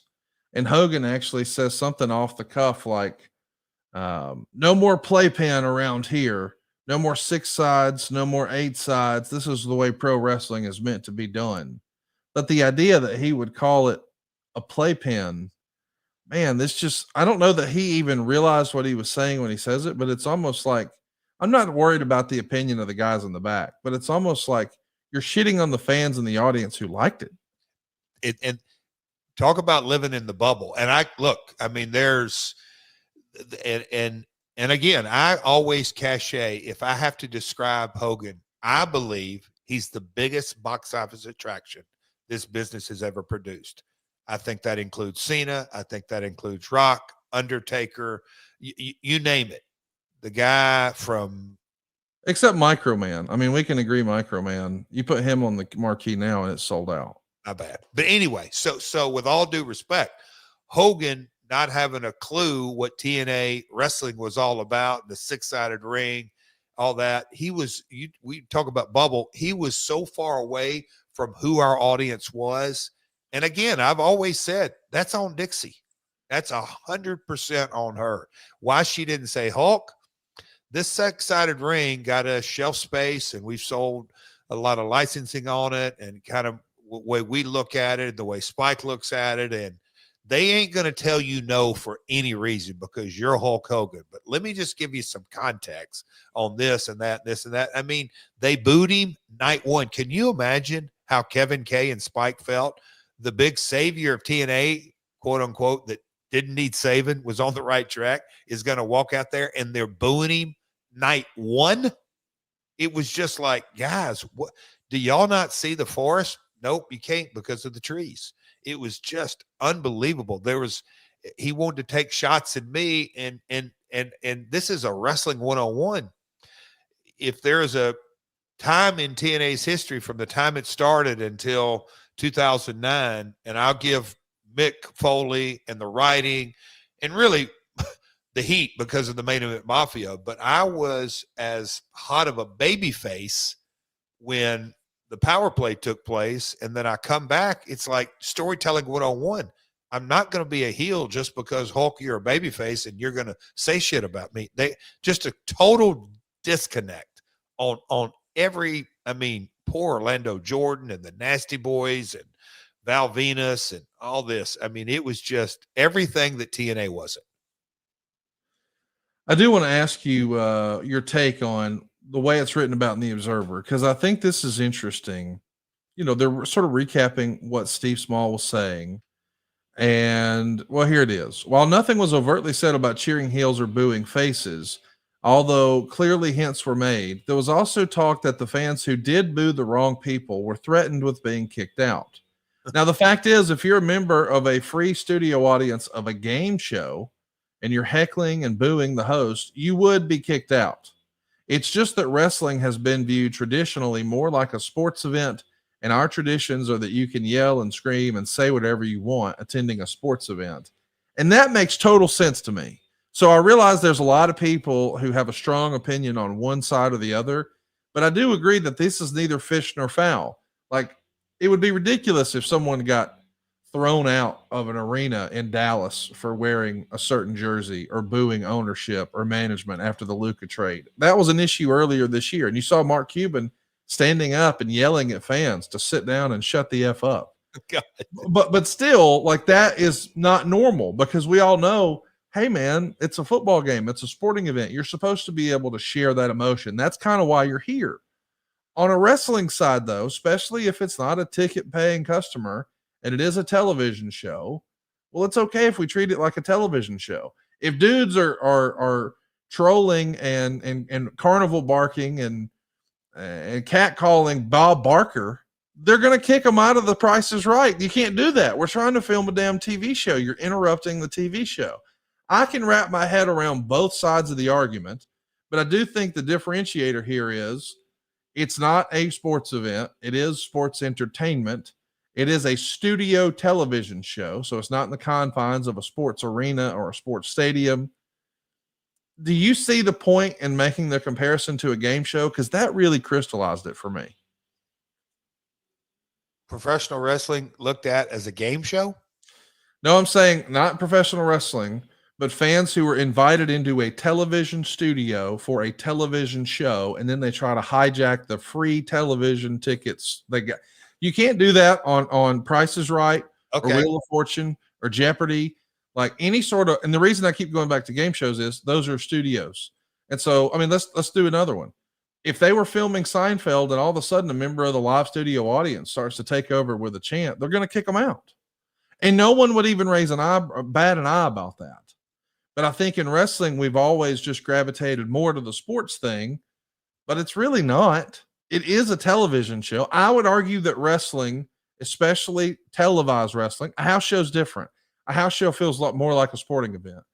But when we've got all these in-ring promos and we've got commercial breaks and we've got pyro and lighting and we're making people go to one side of the arena because we need it to look good on the hard cam, well, now we're producing a television show. And if you're disrupting a television show, you get thrown out. But you totally disagree with that, right? I mean, I think we're kind of splitting hairs, not during this time frame, but there would be oftentimes in Orlando that we'll call it a group of heel fans. Hell, back to the Asylum, the heel section. When you walk down the aisle, headed toward the ring, they're right there on the right. That as a babyface, they booed the shit out of me. It was just kind of the nature of the beast, the small vocal minority, but they wanted to cheer the heels and all this. And so I get the studio part of it, but, and you can kind of go back and look, We Want Six Sides was more than a few fans.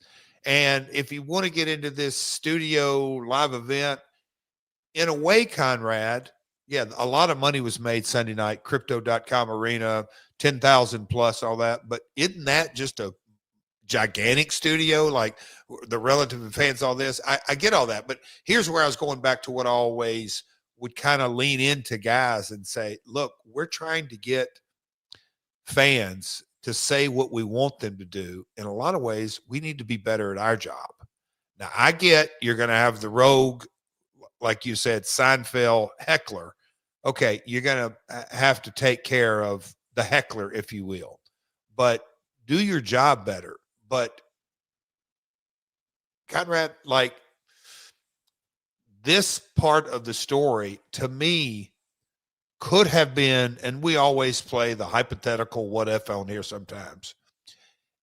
If me, specifically if me and Eric, but me, Hulk, and Eric, had we had a better open relationship and Dixie not feel so threatened, I would have loved to have gone to them and said, hey, man, guys, do y'all think I'm afraid of playing the heel? Of course not. I said, then let's give this audience, if this is the story you want to tell, then let's tell it. But you're saying I don't want the 6-sided ring and call it a playpen just because I don't like it, and you are not the TNA. Like there was such a disconnect on what we're really trying to accomplish here that it could have been rectified with a little bit of storytelling, but they chose not to go that way, and hence, I think day one was the beginning of the end, if you ask me. I'll tell you what, life moves fast, and sometimes you just need a way to relax, recharge, and stay focused without making things more complicated than they already are. You ever try meditating, but then get stressed about how bad you are at meditating? Well, that's why I love Vea. They actually make feeling good easy. I'm a big believer in Vea. If you haven't tried it already, what are you waiting for? Over 500,000 customers, can't be wrong. Happy customers, by the way.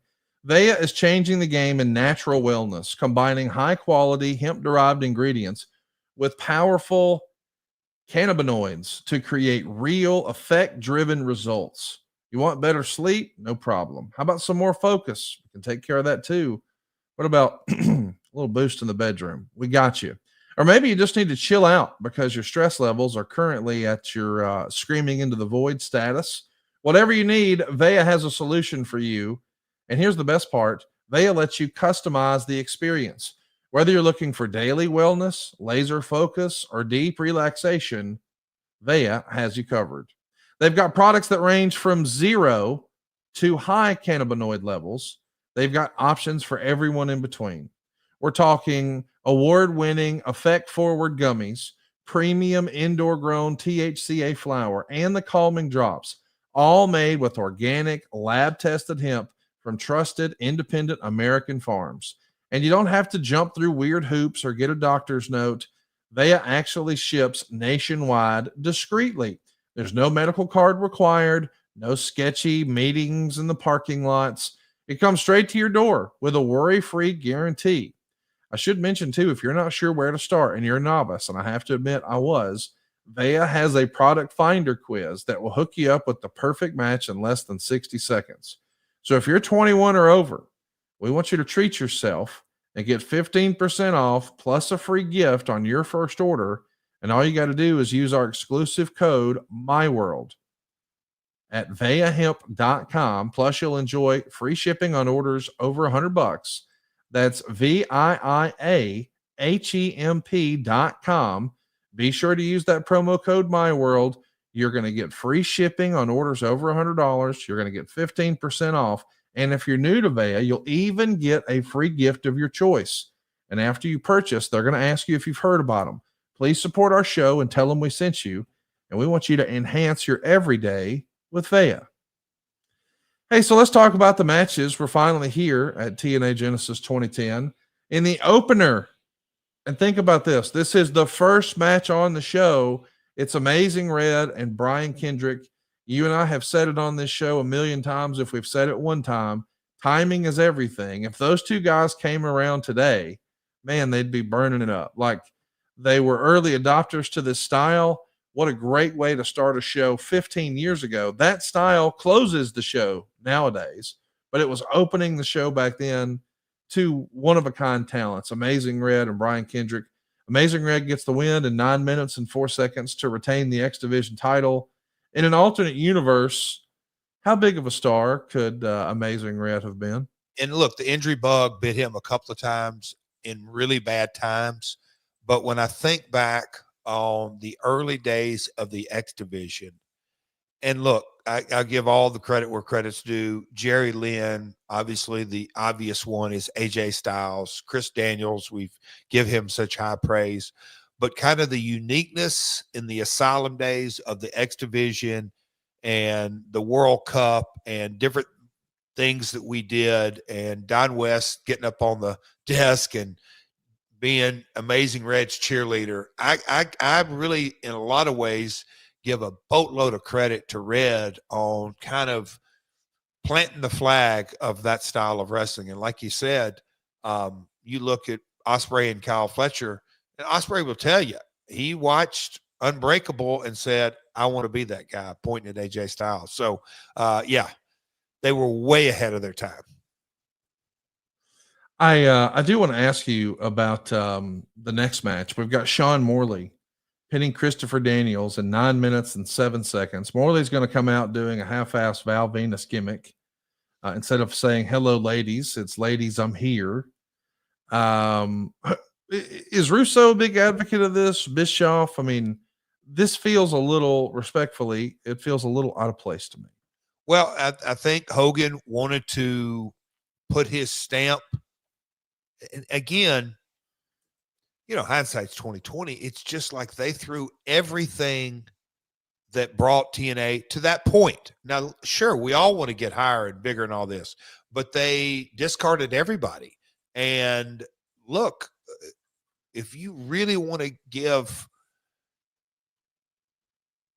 a flavor or a callback or one of the most outlandish, that's what I'm trying to say, characters of the Attitude Era, it's Val Venus. I mean, the vignettes that were run and everything, this was a knockoff of that, 10 plus years later, and couldn't even really do the full deal. And look, it just didn't work out. But, to the culture of the situation, Vince was a part of the creation of Val Venus, if not creating so much a part of that. Then he just went back to his old playbook. And again, the wrestling business is designed. You're working for an audience of one, period. Game, set, match. Vince Russo was writing TV the day Hogan came in, and he'll debate this, and I get this, and there's a little flavors, but he had to make Dixie happy. He had to make Hulk happy. Making the consumer happy was not his top priority because he wanted to keep a job. It's tough. It's tough. Yeah. That's the real nature of this industry. Poor Christopher Daniels. Next up, because by the way, he was in the main event the month prior, and now he's losing to Sean Morley in the second match. No way. He was in the main event in December. Yeah, he headlined the prior month, and Bischoff and Hogan come in, and now he's in the second match losing to Sean Morley. That's a microcosm of the reality of not following the product before, not understanding. Hey, this guy's a good hand. He'll help Sean Morley get over. Wait, he was a top guy last month. Yeah. And again, I'm going back on Dixie ego. She wanted Jeff out so bad she didn't think through to keep Jeff out or away. Let's completely. What a mess, man. Next up, the third match, Tara is going to pin ODB in 2 straight falls to regain the Knockouts title in 9 minutes and 20 seconds. Mike Posey is back as a referee with the promotion here. He was a day one guy. It feels like he was around in the early days of TNA. I guess he had a sabbatical. He's back here. These days, he's with AEW. We don't ever spend any time talking about Posey. I've always really liked him. I think I first saw him working for Bill Barron's way back when. Way back. Hell of a great referee. What can you tell us about Mike Posey? I'm trying to think. Look, refs were full. And again, working on a budget. When you look at our refs, we had Rudy, who was the creative assistant that was he worked more than 7 days a week. Andrew Thomas, who worked in production and also refed.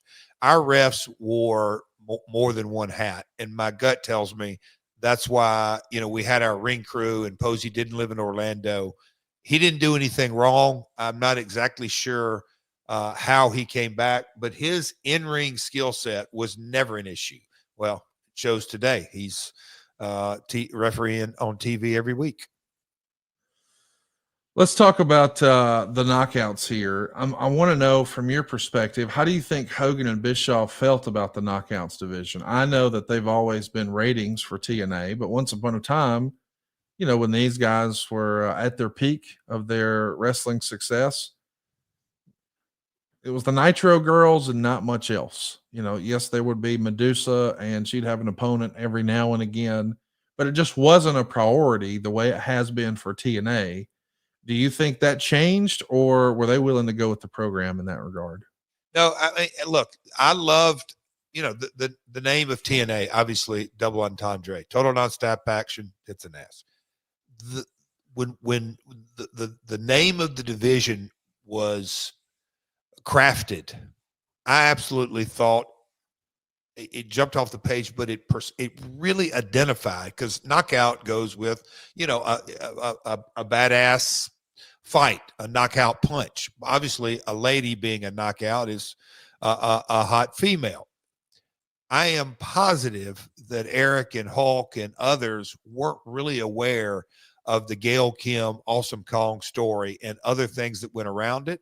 And so to their defense, it's women's wrestling. And by this time, the beautiful people and ODB, I mean, that was kind of the beauty of the roster. If you just looked at them on a piece of paper, you go, oh, okay, bra and panties. There's a lot of tits and ass. The knockouts, yeah, man, they're beautiful. You didn't really know how much substance was behind it, and that's how they treated it. We got to spend a little bit of time talking about the next match. It's Desmond Wolfe and Pope D'Angelo De Niro, 13 minutes and 32 seconds. I mean, these guys, I felt like for sure in this era were can't miss prospects. I thought Desmond Wolfe was going to be, a major player. We know what he's doing these days, and boy, he's doing fantastic. But I thought the Pope was going to be right up there too. Were they victims of circumstance and timing here, or was there something else that didn't allow them to enjoy the success that I kind of expected them to have in TNA?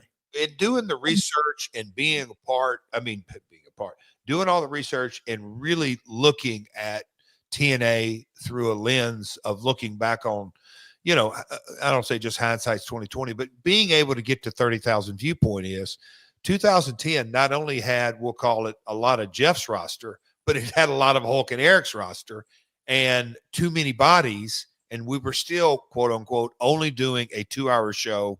The Explosion show that went around the world was a 1 hour that, look, not a huge budget. So and it always ebbs and flows.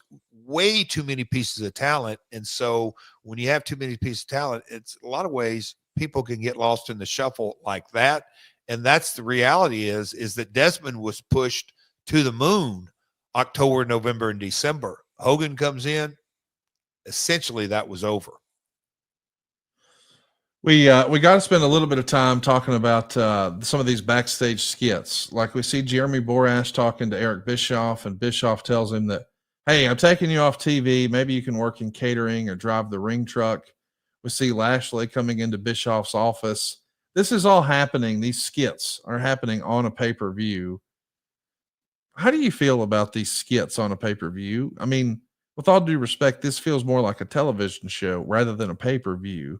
Do you think that the pay-per-view should mirror the television product with it not just being all just matches and it needs to be some backstage stuff? Or do you think there's a happy medium, or where do you land on that? Well, I definitely think a happy medium. Yeah. Because I think you need, and I recently found on X, there's an account that says something about wait times in between matches. Have you seen that, Conrad? Anyway, the premium live events, how long in between matches, and I get all that. But if you're going to invest and sit down and watch we'll call it a 3-hour, 4-hour pay-per-view, I think that take them on that roller coaster ride. And I think there's a lot of ways that you can, and I'm not saying take a pay-per-view and promote to the following episode. I'm saying enhance characters, enhance matches, give some build up, maybe plant some seeds for in the future. But I'm a proponent of doing some character work and some hype work within it, so it gives the viewer a time to exhale. And I'll be honest with you, a 3-hour movie, Dude, I get it. You got to get up and use the bathroom. You got to go to the concession stand, or I mean, the refrigerator. To have 3 hours of quote unquote total nonstop action, that's just not realistic, and I don't think it's productive at all. So I think there is a happy balance, and the content's got to be good, which is subjective, but you got to have some compelling content, and I think that makes the 25, 30-minute match that much better. Well, let's talk about match 6. This was interesting. Robert Roode and James Storm are going to beat Kevin Nash and Sean Waltman. Scott Hall is a topic here. It's written, fortunately, Waltman was here because if Hall was out there, it would have been awful. Hall ended up showing up looking completely out of shape and wasted, like he was a tall version of Captain Lou Albano. He then attacked a fan at ringside and pulled the plant over the rail. While this was going on, Storm superkicked Nash and Roode pinned Nash with a jackknife cradle. Nash was smart here again. Now he can say he did a job for beer money, but the reality was nobody noticed, and it's not like you put beer money over since all the attention was on Scott Hall. Boy, you can read just some of the paranoia and negativity in these reports from the newsletters back in the day. But there's a report in the Torch that James Storm and Robert Roode have been expressing their frustration to people behind the scenes because word was sent to them that Russo didn't see them as top stars. Rather, he considers them expendable. It's possible that Russo was simply trying to send the outspoken James Storm a message. It's no secret that James Storm was upset that he and Roode had such a limited role on the January 4th show. They made 2 appearances that night, and in one scene, they were shown shaking hands with Ric Flair when he arrived in the building, and they were also shown selling a beatdown from a mystery attacker. They were scripted to go over Hall and Nash at the pay-per-view before Hall got hurt, so here's hoping Russo and the company recognize what the duo brings to the table. By the way, it's not like there is noticeable friction between the duo and Russo, as observers say they seem to get along fine behind the scenes. I want to ask you about this because I do find, people complaining about, Kevin Nash lost, but he didn't lose the right way. It's like, some of this is like, guys, can we just watch the fucking show? But when you see that, hey, behind the scenes, we got a couple of guys who feel like Russo has made it clear he doesn't see them as top stars. Do you think this is accurate that Russo didn't see them as top stars, or was he trying to send a message to James Storm? That's certainly what Wade is insinuating here. And for me to really speak with authority, you would have to really peel the layers of the onion back. But again, I'm going to go back to kind of what I said. Russo's writing a show for Dixie and Hulk. Well, now it's Dixie, Hulk, and well, maybe not Eric just yet, but Dixie and Hulk. With that being said, beer money as a team. I'm not saying Russo was or wasn't a fan, but Hulk could make the statement, hey, man, I really see these 2 guys as singles. Why are they a tag? Well, hey, Hulk, by design, that's why they've gotten over. That one guy's a beer drinking redneck and the other guy is a business-minded Canadian with 2 opposite personalities, but you put them together, and they did. They worked in a big way, and the catchphrase and the merch and the beer money and the connotation and all that went with it, it just clicked. But if you don't know the backstory, it doesn't make sense to you. And then all of a sudden you get into kind of that narrative of, oh, wait, Russo doesn't like them together because whatever you want to say. And then you throw in the narrative on, Nash, whatever it may be. And that may be from his WCW days. That may be from early TNA days that, he was injured and then he had a heart situation and all this kind of stuff. It's a lot of noise and a lot of chatter at the end of the day. And we've talked kind of at length on here. Kevin was a businessman, period. To make friends, he ain't out to really appease anybody other than his pocketbook. Understanding that, you understood what came with it. And so he didn't mind doing a job. I mean, he put different folks over, but he didn't want to make a habit of it. A top guy shouldn't. Let's talk about match number 7. Mr. Anderson is going to pin Abyss in 10 minutes and 35 seconds. We all were on the Mr. Anderson train here. He's working with Abyss, who is obviously a major pillar for TNA. For whatever reason, it feels like the reaction to the finish of this match is not really there. Why don't you think this one clicked with the audience as much as I probably expected it to? Hearing us go through match 7, so now we're up to match 7, and the TNA faithful, and I don't know if it was Keller and Meltzer just referenced that the last 2 months, the pay-per-views had a rhythm and a cadence, and we had a couple of years, not a hitting everything out of the park, but a really good rhythm and more good than bad. I'll say that. Well, when you come out of the gate, kind of what you said with everything that went with it, they had a month of programming that this was a new TNA. Maybe a 4-sided ring, maybe it was all the influx of talent. I would imagine that without us really doing a deep dive on each television show leading up to this, my gut tells me they didn't spend a lot of time on Abyss and Ken Anderson. And in their minds, let's give Ken a strong win. Because if I remember correctly, they really like Kenny and wanted to go with him early in the run here. So I think the fan base by match 7 was kind of like, the momentum of the pay-per-view by this point probably had died. Well, now let's get them hot for a main event. And what a main event it is. If you're going to watch one match from this show, make no mistake, this is it. It's a barn burner. It's 28 minutes and 46 seconds for the TNA World title. And AJ Styles is going to pin Kurt Angle after a belt shot. Meltzer would say this is their usual top-notch match, and it pretty much saved the show. They are back in the 4-sided ring, and yes, this is the match where Kurt Angle talked AJ into taking one of those suplexes off the top rope. And when he landed, he thought, oh, good. Okay. Ric Flair's going to be here, and he's going to force himself to be involved. What do you think about the Flair AJ partnership and pairing?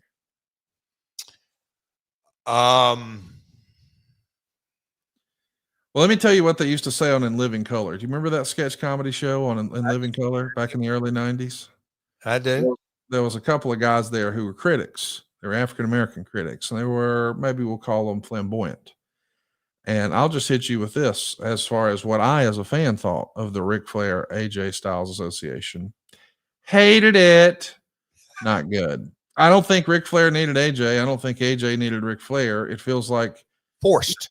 Yes, it's just like we threw, okay, what if this guy, it's like a Mad Lib, and we've just got toddlers throwing names together. We don't need this, right?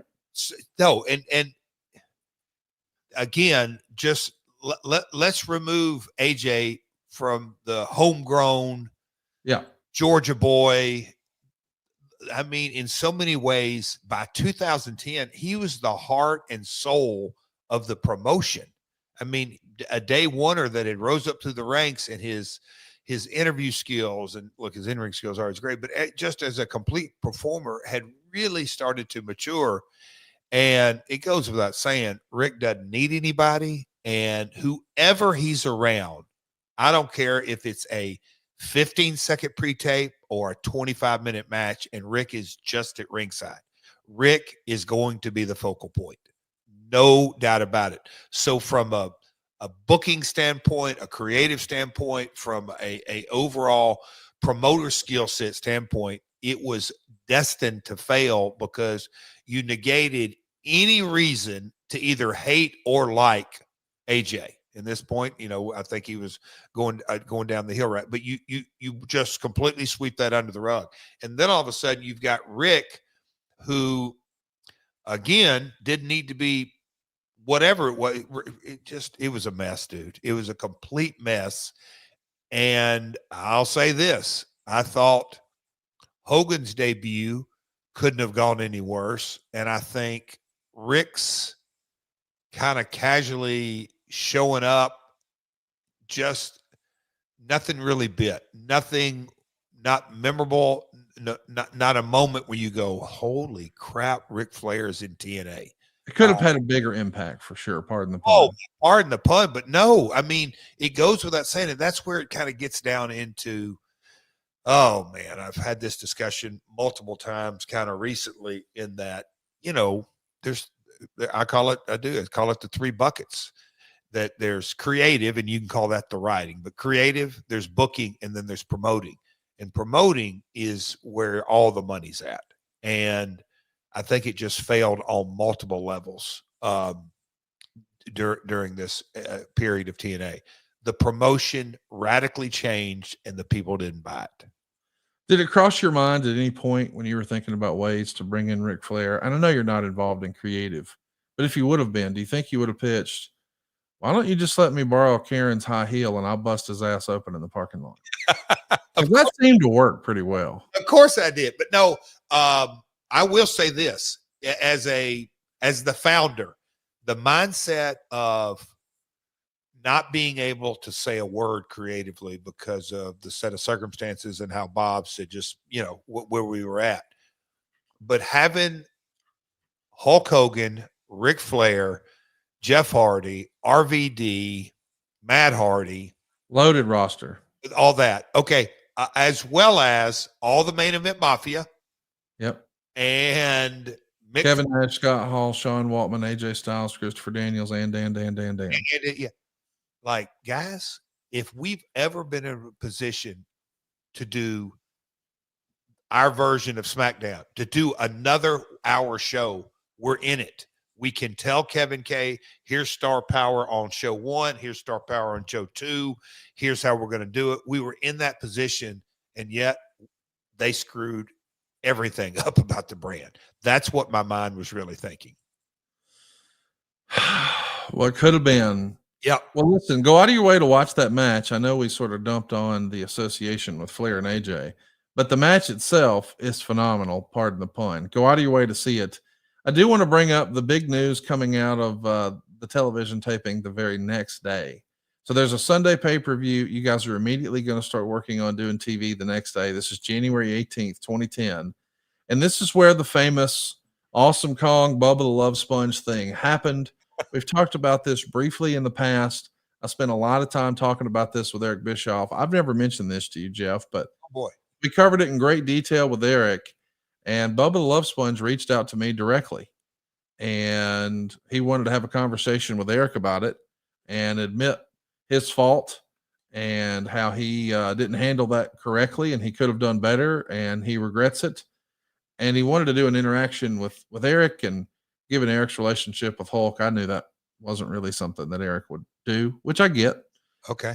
But I want to know from your perspective, what did you think happened then? And how do you think TNA handled it? I couldn't. You're going to have to refresh my memory. I just know Kia got into it with Bubba, and that's literally about it. And my thought immediately was, oh, Bubba probably pushed some buttons. Well, here's how it comes to be. Let me just refresh everybody, because maybe not everybody remembers this, but this is the era where there had been a catastrophe in Haiti, and Awesome Kong had done a lot of fundraiser work for the victims of the Haitian earthquake. And Bubba got on Twitter and wrote F Haiti, except he didn't write just F. And he's looking for a reaction, of course. And eventually, when they see each other in real life, she, according to who you believe, sucker punched him. Bubba would describe it back then as saying she was wearing wrestling gear and she came in and sucker punched me right on my left cheek. And I was like, what's going on? And then she came for me again, hit me in the mouth, and she goes, this is for Haiti. This is for Haiti. And I'm like, what's going on? Then she hit me again, and I finally put my left hand out and push her away from me. Now she comes at me again, and I just cover up because I can't fight back on a woman. Not only would I be fired from TNA, which I probably am, but my radio career is gone if I take a woman out. So he's talking about all of this on the air, on his radio show. It's great for ratings. Hogan's getting involved. But this is also at a time where this is potentially a major black eye when you're in the middle. I mean, we're just 2 weeks removed from our first time we're head to head with Monday Night Raw. This incident happens 2 weeks after the day we set our all-time viewership record with Spike executives in the crowd. So there's a lot at stake. And said differently, we don't need any of this bullshit right now. I totally get that. But I know that Bubba was, he had the shock jock persona. He's doing what's good for his radio show. And I get that. And whatever TNA was paying him is probably not something that is all that important. But this has to be something that TNA management is concerned with and has to deal with. And for what it's worth, I know there's a contingent of listeners who've decided that they hate Bubba the Love Sponge. The Bubba that I talked to last year about all of this is a different guy than was dealing with this back then. I'm not saying forgive him and go be his best friend or any of that. I'm just saying I think sometimes we're all quick to cancel people, and we have to give people a chance to grow and learn and evolve and get better. I think all of us have done or said or thought stupid things once upon a time. Thankfully, most of us don't do that on the record where it's being recorded and blasted out. So, think about, Jeff, in the territory days, if social media existed, would we even know who Ric Flair was? Nope. Like, his ass would have been canceled so long ago. I'm not picking on Rick. I'm just saying the world has changed, and so has Bubba. So I just want to throw that out there. But at the time, was this a major issue within TNA, or was this just something for the dirt sheets and the gossip mongers? So, and I'll get to my final point here in a minute but if anything went bad during this time, whether it was the Bubba, and look, agendas and expectations and goal alignment, and I'll talk about Dixie and goal alignment. Let me come back to that.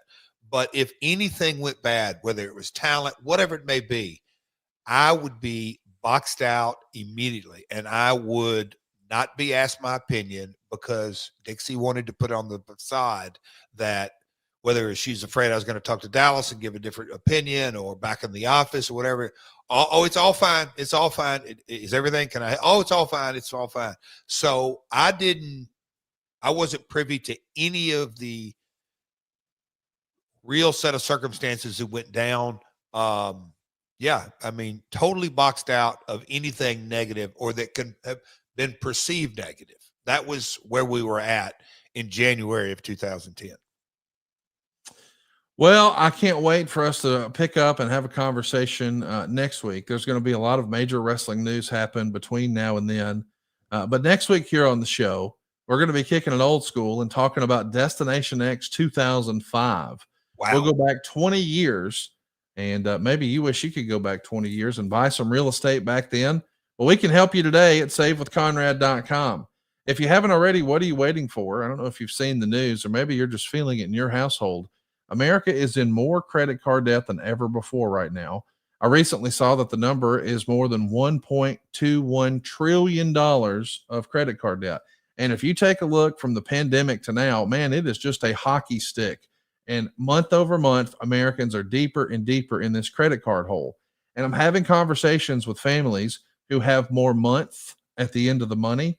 And they say things like, well, I don't want to refinance right now. I've got such a great rate. I'm rate sensitive. I'm rate conscious. I want to challenge you on your thinking there. If you're really rate sensitive, why do you have credit card debt at 23 or 28 or 31%? The reality is paying rent is a 100% interest rate effectively because you don't own anything. You're just throwing it away. And the same thing is true of these credit cards. Once you owe the debt, it's up to you to figure out how to pay it back. So I'm talking to you if you're on the fence and you're thinking now's not the right time to buy a house. I want to wait until the rates drop.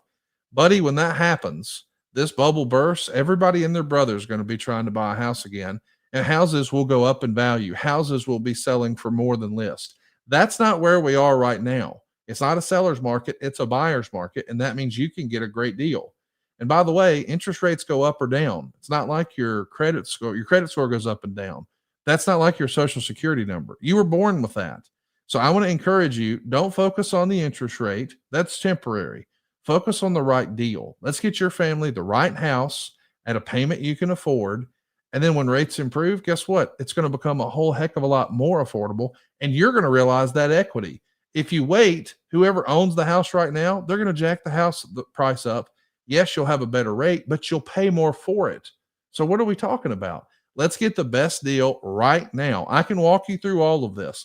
And I'm talking to you if you're a renter, but I'm also talking to you if you've got credit card debt. As I said, once you owe it, it's up to you how you pay it back. So keep doing what you've been doing and tell yourself that you're rate conscious as you pay a minimum payment at 23 or 28 or 31% interest, or get on the horn with me. Get a much cheaper interest rate, get a much greater tax deduction, get no house payments for the next 2 months, and then save a boatload of cash. We recently saved a family more than $2,000 a month. Folks, that's a lot of money. That's net savings. So think about this. They'd have to work for that money, pay taxes on it, and then just give away $24,000 a year or restructure that debt with us and have more money at the end of the month and not more month at the end of the money. And you don't need perfect credit or money out of your pocket to do this. I don't give a rip if you were late on that credit card last month. How'd you like to never be late again because you don't owe the credit card company? It sounds too good to be true, but we can do it for you right now at savewithconrad.com. And listen, you're going to be dealing with my family, and I mean it. People who've been with me for decades. My dad's even there. You can actually do your loan with my dad or Eric Bischoff. I'm telling you, there's no opportunity like this one. We're not going to treat you like a loan number, but if you have debt, it's up to you how to pay it back. Why not ask the experts? It's no cost, it's no obligation. And if we can't help you save some cash, we won't waste your time.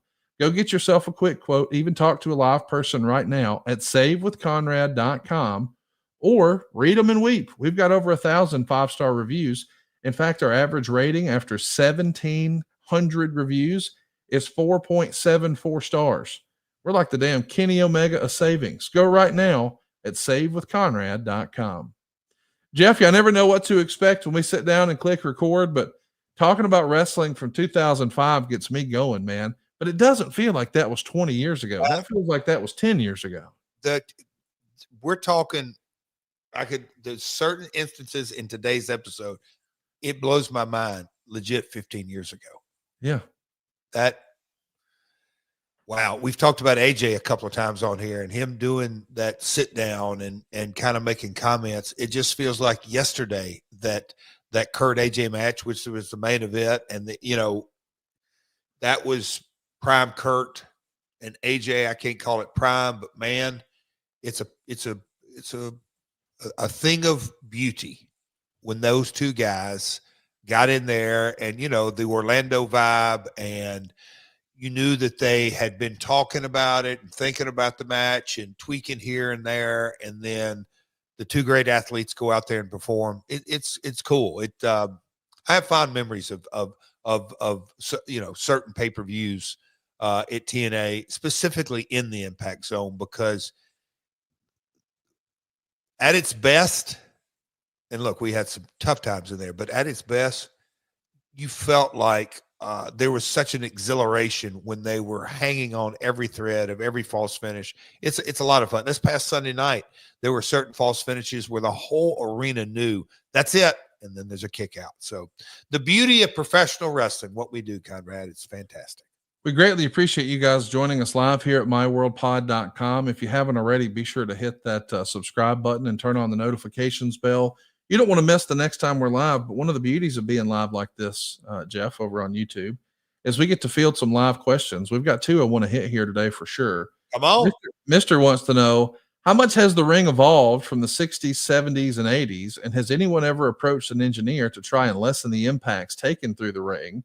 That's interesting. Do you know if there's been engineer studies about this sort of thing? I'll say, yeah. The shorter answer is dating back, way back. It's the engineers can make it, I'll call it maybe safer, but there's something about Conrad, have you ever been up in a boxing ring? No. Okay. And that is something. There was an old boxing ring in Blytheville, Arkansas, because it was a VFW or whatever it may be. There may be some Memphis fans, but anyway, it was, they're just made different because of the feel, box. It's just different that again, you're not taking bumps in it, and an engineer can't relate to taking a bump.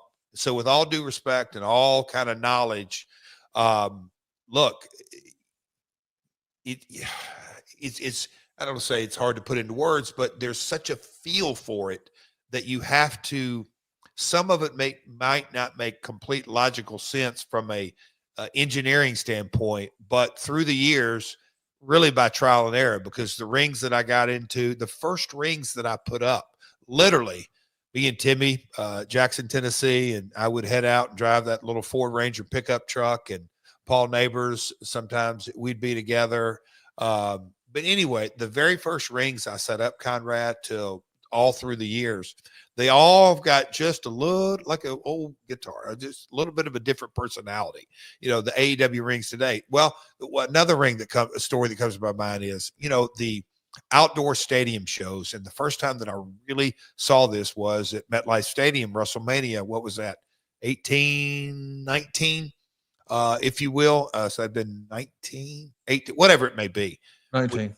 When you see the heaters that are put under there, because you're April of time of year in the Northeast, you better be prepared. And that one Mania, it was a little chilly at night. I know the girls and Karen got chilly, but you have to have a ring up under there. I mean, a heater up, a heating system. So the ring has to be warm. When you kind of look at where it is, but it all kind of goes back to that feel, and it's got to be able to hold a lot of weight, but it's got to bump. So there is no magic elixir, if you will, that an engineer could fix. Great question on the engineer, but again, it's trial and error, and you got to have a feel for it. Again, I'll go back to engineers don't know nothing about bumps. Instagram a wrestling historian is with us here live, and he says, you wanted to wrestle Hulk Hogan in 2003. Did you try again after he joined TNA? That's interesting. So I know you tried to land it once upon a time. Now that he's actually with the brand, did you ever pitch Jeff Jarrett versus Hulk Hogan?